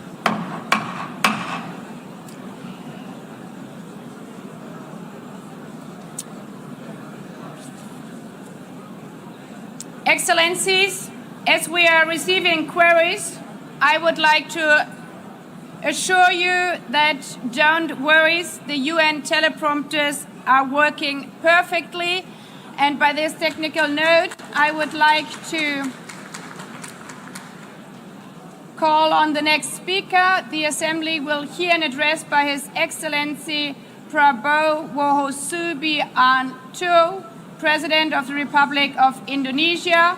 I request protocol to escort His Excellency and invite him to address the Assembly. Dan saat ini kita sudah menyaksikan bersama Presiden Prabowo Subianto sudah berada di mimbar untuk memberikan pidato. Kita akan mendengarkan secara seksama isi dari pidato Presiden Republik Indonesia Prabowo Subianto. His Excellency Mr. Antonio Guterres, Secretary General of the United Nations, Her Excellency Madame Annalena Baerbock, President of the United Nations General Assembly, His Excellency Mr. Moses Abelian, Under-Secretary General for General Assembly and Management, Excellencies, Heads of States, Heads of Governments, distinguished delegates, ladies and gentlemen.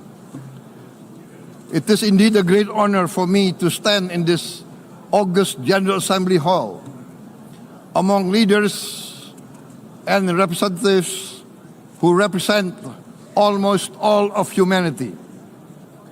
We differ in race, religion, and nationality, yet we gather together today as one human family.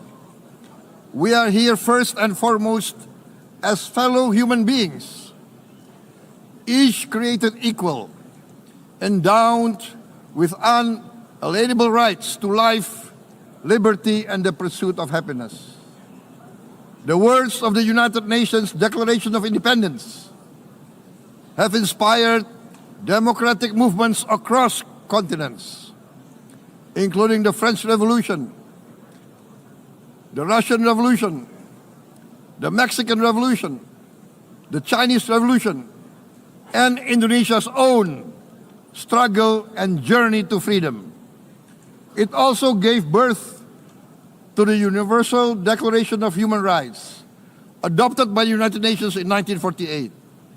All men are created equal was the creed that opened the way to unprecedented global prosperity and dignity. And yet, in our own era of scientific and technological triumphs, an era capable of ending hunger, poverty, and environmental ruin, we also continue to face today grave dangers, challenges, and uncertainties. Human folly, fueled by fear, racism, hatred, oppression, and apartheid, threatens our common future. My country knows this pain. For centuries, Indonesians lived under colonial domination, oppression, and slavery.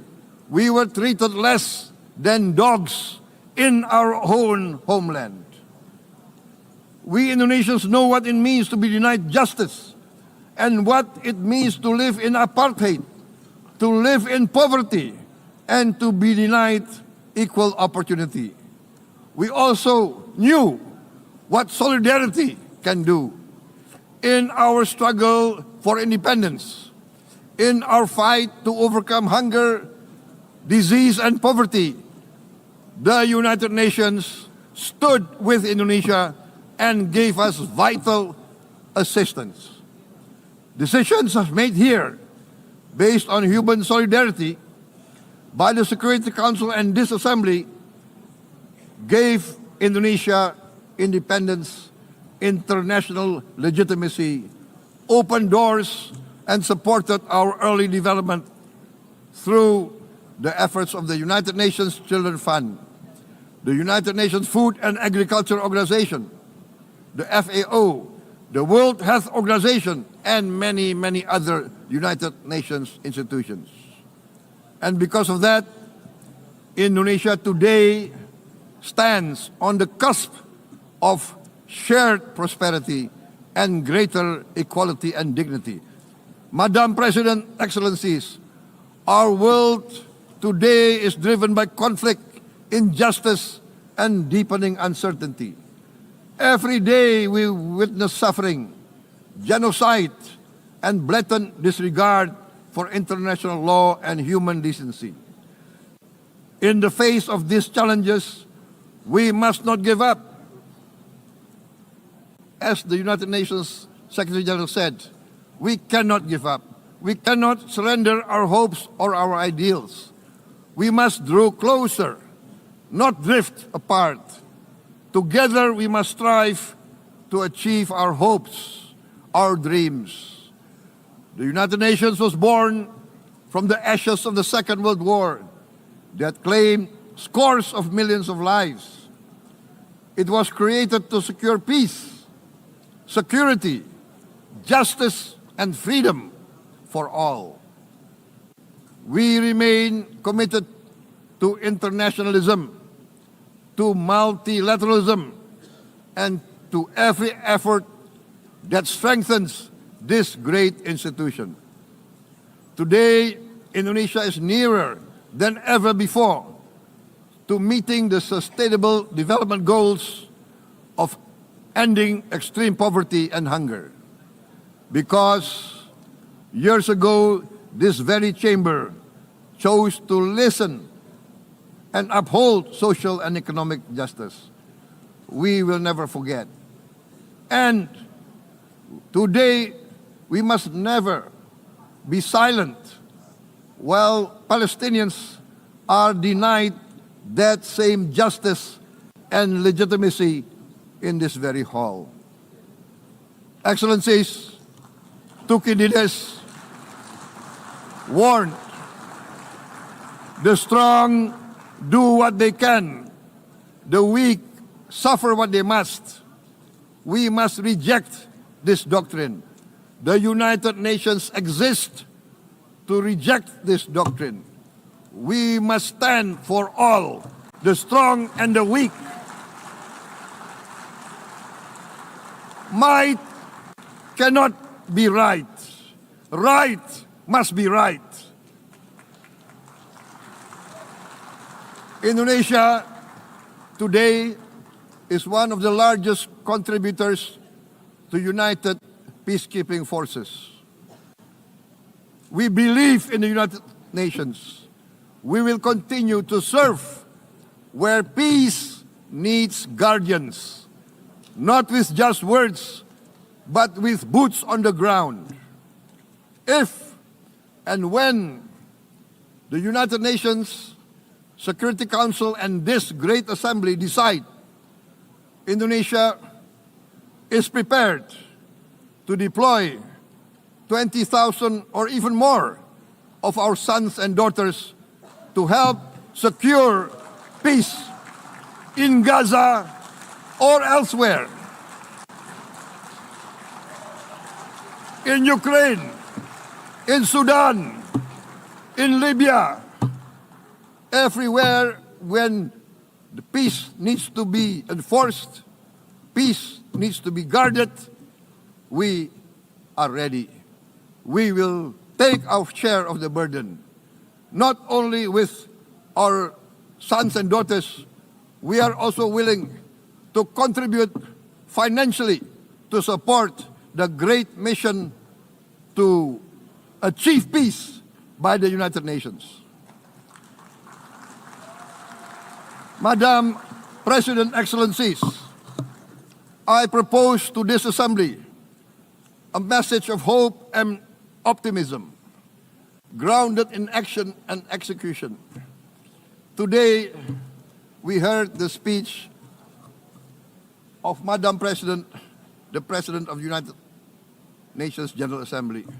Yes, it is true what she said. Without the International Civil Aviation Organization, will we be here today? Will we sit in this great hall? Without the United Nations, we cannot be safe. No country can feel secure. We need the United Nations, and Indonesia will continue to support the United Nations. Even though we still struggle, but we know the world needs a strong United Nations. The world's population is growing. Our planet is under strain. Food, energy, and water insecurity haunt many nations. We choose to answer these challenges directly at home and to help abroad wherever we can. This year, Indonesia recorded the highest rice production and grain reserves in our history.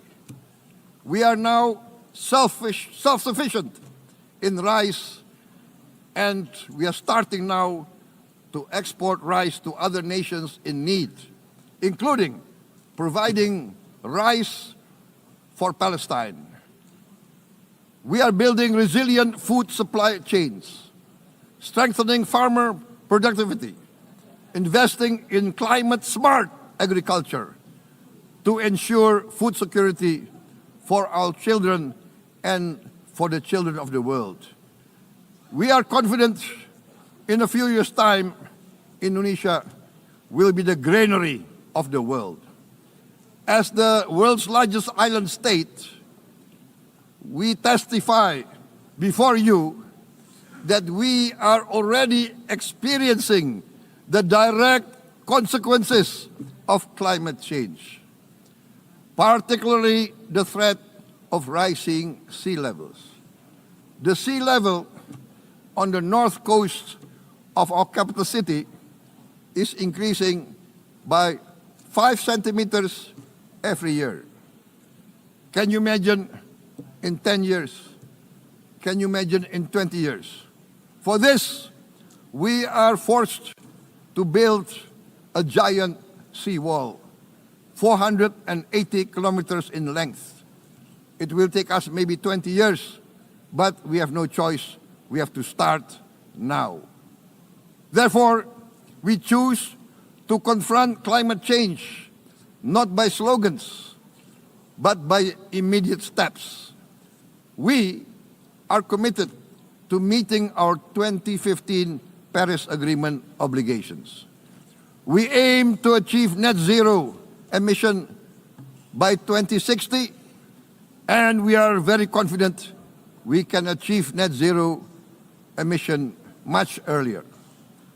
We aim to reforest more than 12 million hectares of degraded forest, to reduce forest degradation, to empower local communities with quality green jobs for the future. Indonesia is shifting decisively from fossil fuel-based development towards renewable-based development. From next year, most of our additional power generation capacity will come from renewables. Our goal is clear: to lift all of our citizens out of poverty and make Indonesia a hub for solutions to food, energy, and water security. Madam President, Excellencies, we live in a time when hatred and violence can seem to be the loudest voices. But beneath this loud noise lies a quieter truth, that every person longs to be safe, to be respected, to be loved, and to leave a better world to their children. Our children are watching. They are learning leadership, not from textbook, but from our choices. Today, still, a catastrophic situation in Gaza is unfolding before our eyes. At this very moment, the innocent are crying for help are crying to be saved. Who will save them? Who will save the innocent? Who will save the old and women? Millions are facing danger at this very moment. As we sit here, they are facing trauma.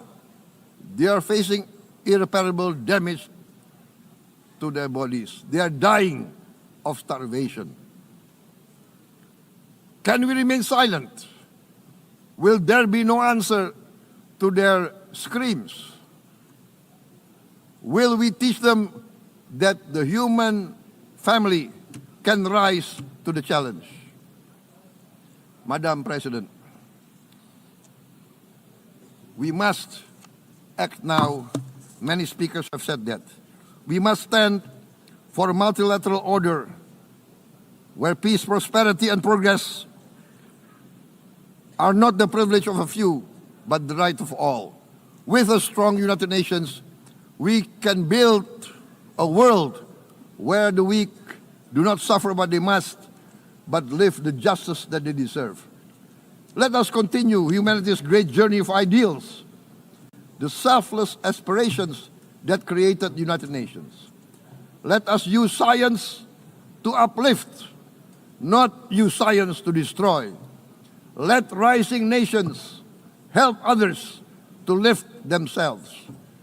I am convinced that the leaders of the great world civilizations of the West, of the East, of the North, of the South, leaders of America, Europe, of India, China, the Islamic world, the whole world, I am convinced they will rise to their role demanded by history. We are all hopeful that the leaders of the world will show great statesmanship, great wisdom, restraint, humility, overcome hate, overcome suspicion. Madam President, distinguished delegates, we are greatly heartened by the events of the last few days, where significant leading countries of the world have chosen to side with history, to choose the right side of history, the path of the moral high ground, the path of rectitude, the path of justice, the path of humanity, to shun hatred, to overcome suspicion, and to avoid the use of violence. The use of violence will beget violence. No one country can bully the whole community of the human family.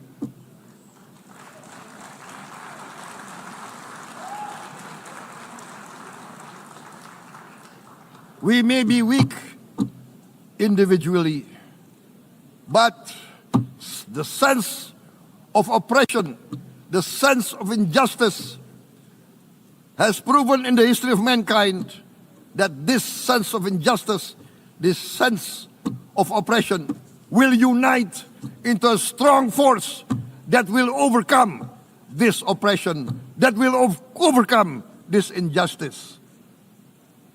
To close, I would like to reiterate again Indonesia's complete support for the two-state solution in Palestine. We must have an independent Palestine, but we must also recognize, we must also respect, and we must also guarantee the safety and security of Israel. Only then we can have real peace, and no longer hate and no longer suspicion. The only solution is this two-state solution. Two descendants of Abraham must live in reconciliation, peace, and harmony. Arabs, Jews, Muslims, Christians, Hindus, Buddhists, all religions. We must live as one human family. Indonesia is committed to being part of making this vision a reality. Is this a dream? Maybe, but this is the beautiful dream that we must work together towards. Let us work towards this noble goal. Let us continue humanity's journey of hope, a journey started by our forefathers, a journey that we must complete. Thank you. Wassalamualaikum warahmatullahi wabarakatuh.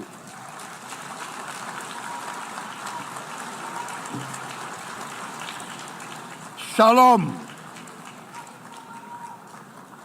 Om Santi, Santi, Santi Om.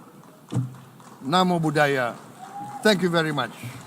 May God bless us all. May peace be upon us. Thank you very much. Thank you. On behalf of the Assembly, I wish to thank the President of the Republic of Indonesia.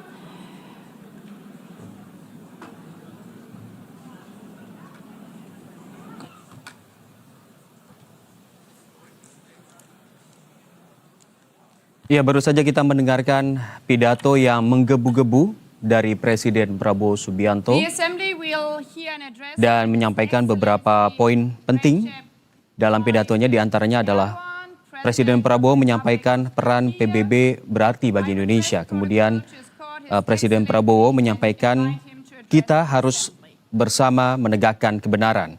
Indonesia akan terus mengirim perdamaian untuk PBB khususnya di negara konflik untuk membantu masalah konflik di sejumlah negara.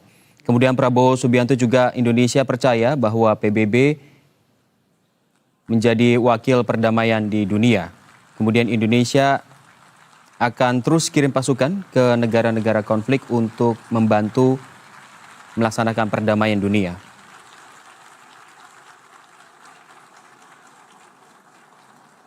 Tidak hanya memaparkan dukungan terhadap negara Palestina, Prabowo juga tadi secara optimistis memaparkan keberhasilan panen di Indonesia. Kemudian Indonesia juga akan menjadi negara ekonomi hijau. Kemudian Prabowo juga berjanji akan berupaya untuk menanam kembali 12 juta hektar hutan. Memang yang paling menarik perhatian adalah Presiden Prabowo mengajak dunia untuk mencari solusi untuk perdamaian di Palestina. Karena Prabowo menilai setiap manusia berhak merasa aman dan punya hidup lebih layak. Tadi Presiden Prabowo Subianto juga menggarisbawahi bahwa saat ini banyak orang tak berdosa menangis meminta tolong. Dan siapa yang akan menolong mereka? Jutaan orang tengah menghadapi bahaya. Dan apakah kita akan diam? Itu yang di-highlight oleh Presiden Prabowo Subianto. Dan Presiden juga menegaskan bahwa Indonesia berkomitmen pada multilateralisme. We stand here on this podium. I stand here on this podium alongside my 86 million citizens, also for our Palestinian brothers and sisters whose voices are being silenced. I'd like to thank all the countries who announced that they recognize the state of Palestine, and I call on all the other... Ya, saat ini masih berjalan perwakilan dari negara lain yang memberikan pidato. Usai Presiden Prabowo Subianto, saat ini tengah berjalan itu perwakilan dari Turki, yaitu Recep Tayyip Erdogan. Dan kami akan kembali usai jeda, tetaplah bersama kami di Breaking News Berita 1. Must think how to feed 5 million more mouths every year, 5 million new school places, etc., etc.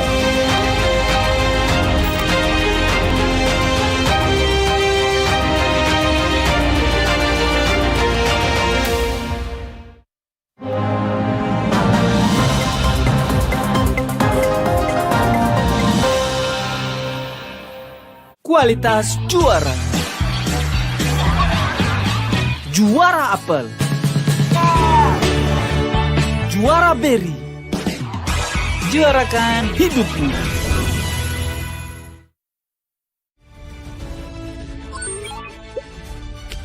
Scan barunya dan nikmati program hiburan tanpa batas secara gratis. Ayo, deretan program menarik, siap menginspirasi dan berubah duniamu.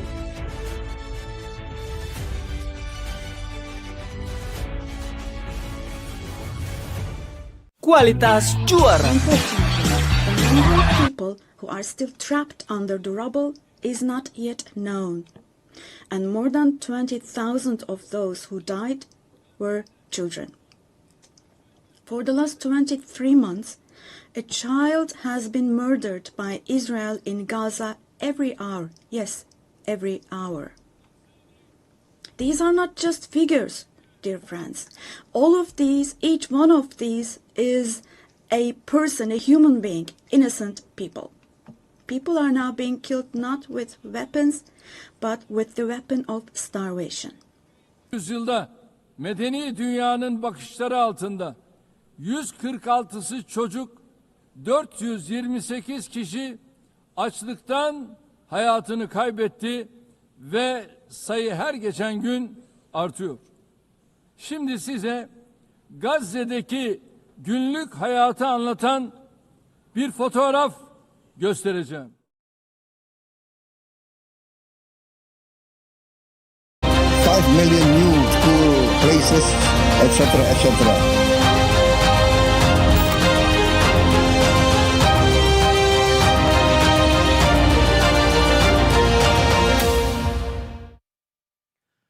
Pemirsa, terima kasih Anda masih menyaksikan Breaking News Berita 1 terkait dengan sidang umum PBB di New York, Amerika Serikat. Dan seperti mungkin kita bisa lihat langsung di markas PBB saat ini, masih berjalan giliran memberikan pidato dari perwakilan negara, yaitu saat ini tengah berjalan yaitu Recep Tayyip Erdogan yang tengah memberikan pidato. Kami memiliki beberapa poin dari sidang umum PBB yang malam hari ini waktu Indonesia tengah digelar. Yang pertama tadi Presiden Prabowo Subianto secara meyakinkan dan menggebu-gebu menyampaikan pidatonya di hadapan 193 negara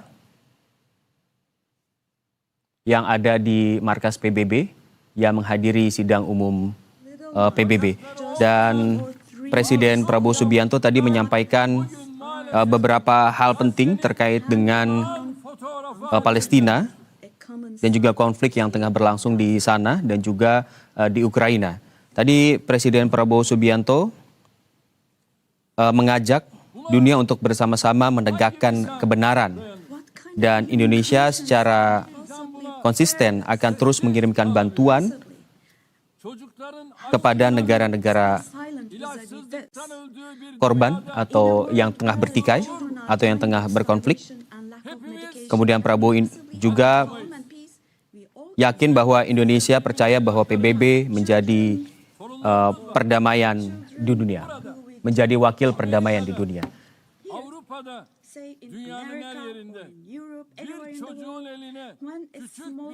Pemirsa, Indonesia sebagai negara berdaulat telah memainkan peran strategis dalam diplomasi multilateral melalui kehadiran kepala negaranya di forum tertinggi dunia. Dan berikut adalah catatan mengenai partisipasi Presiden Indonesia dalam sidang umum Perserikatan Bangsa-Bangsa.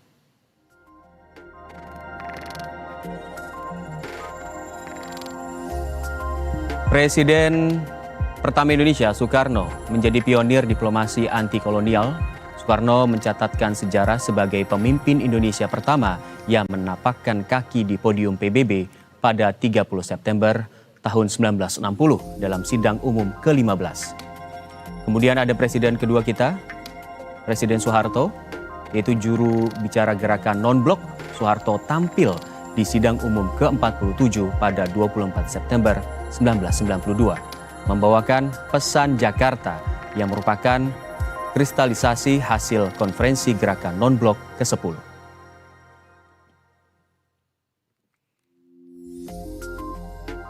Kemudian ada Presiden Megawati Soekarno Putri, diplomat krisis pasca teror Megawati 2 kali hadir di forum internasional, yaitu pada tahun 2001 dan 2003. Kemudian ada Presiden Susilo Bambang Yudhoyono, rekordsman diplomasi multilateral. SBY memegang rekor sebagai Presiden Indonesia dengan frekuensi kehadiran tertinggi di sidang umum PBB sebanyak 6 kali.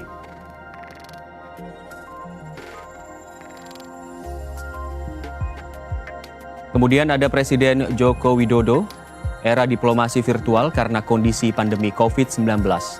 Presiden Joko Widodo menyampaikan pidatonya secara virtual pada sidang umum ke-75, yaitu pada tanggal 23 September 2020 dan kembali pada sidang ke-76 pada tahun 2021.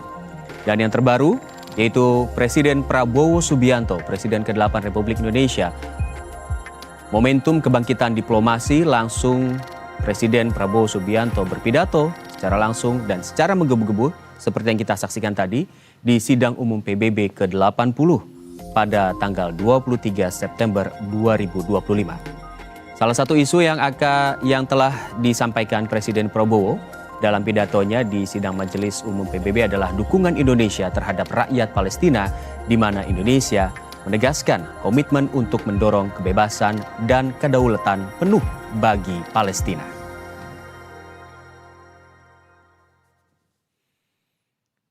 Pemirsa, demikian breaking news berita 1 mengenai pidato Presiden Prabowo Subianto di sidang umum PBB. Selamat menyaksikan program kami selanjutnya dan terima kasih. Sampai jumpa.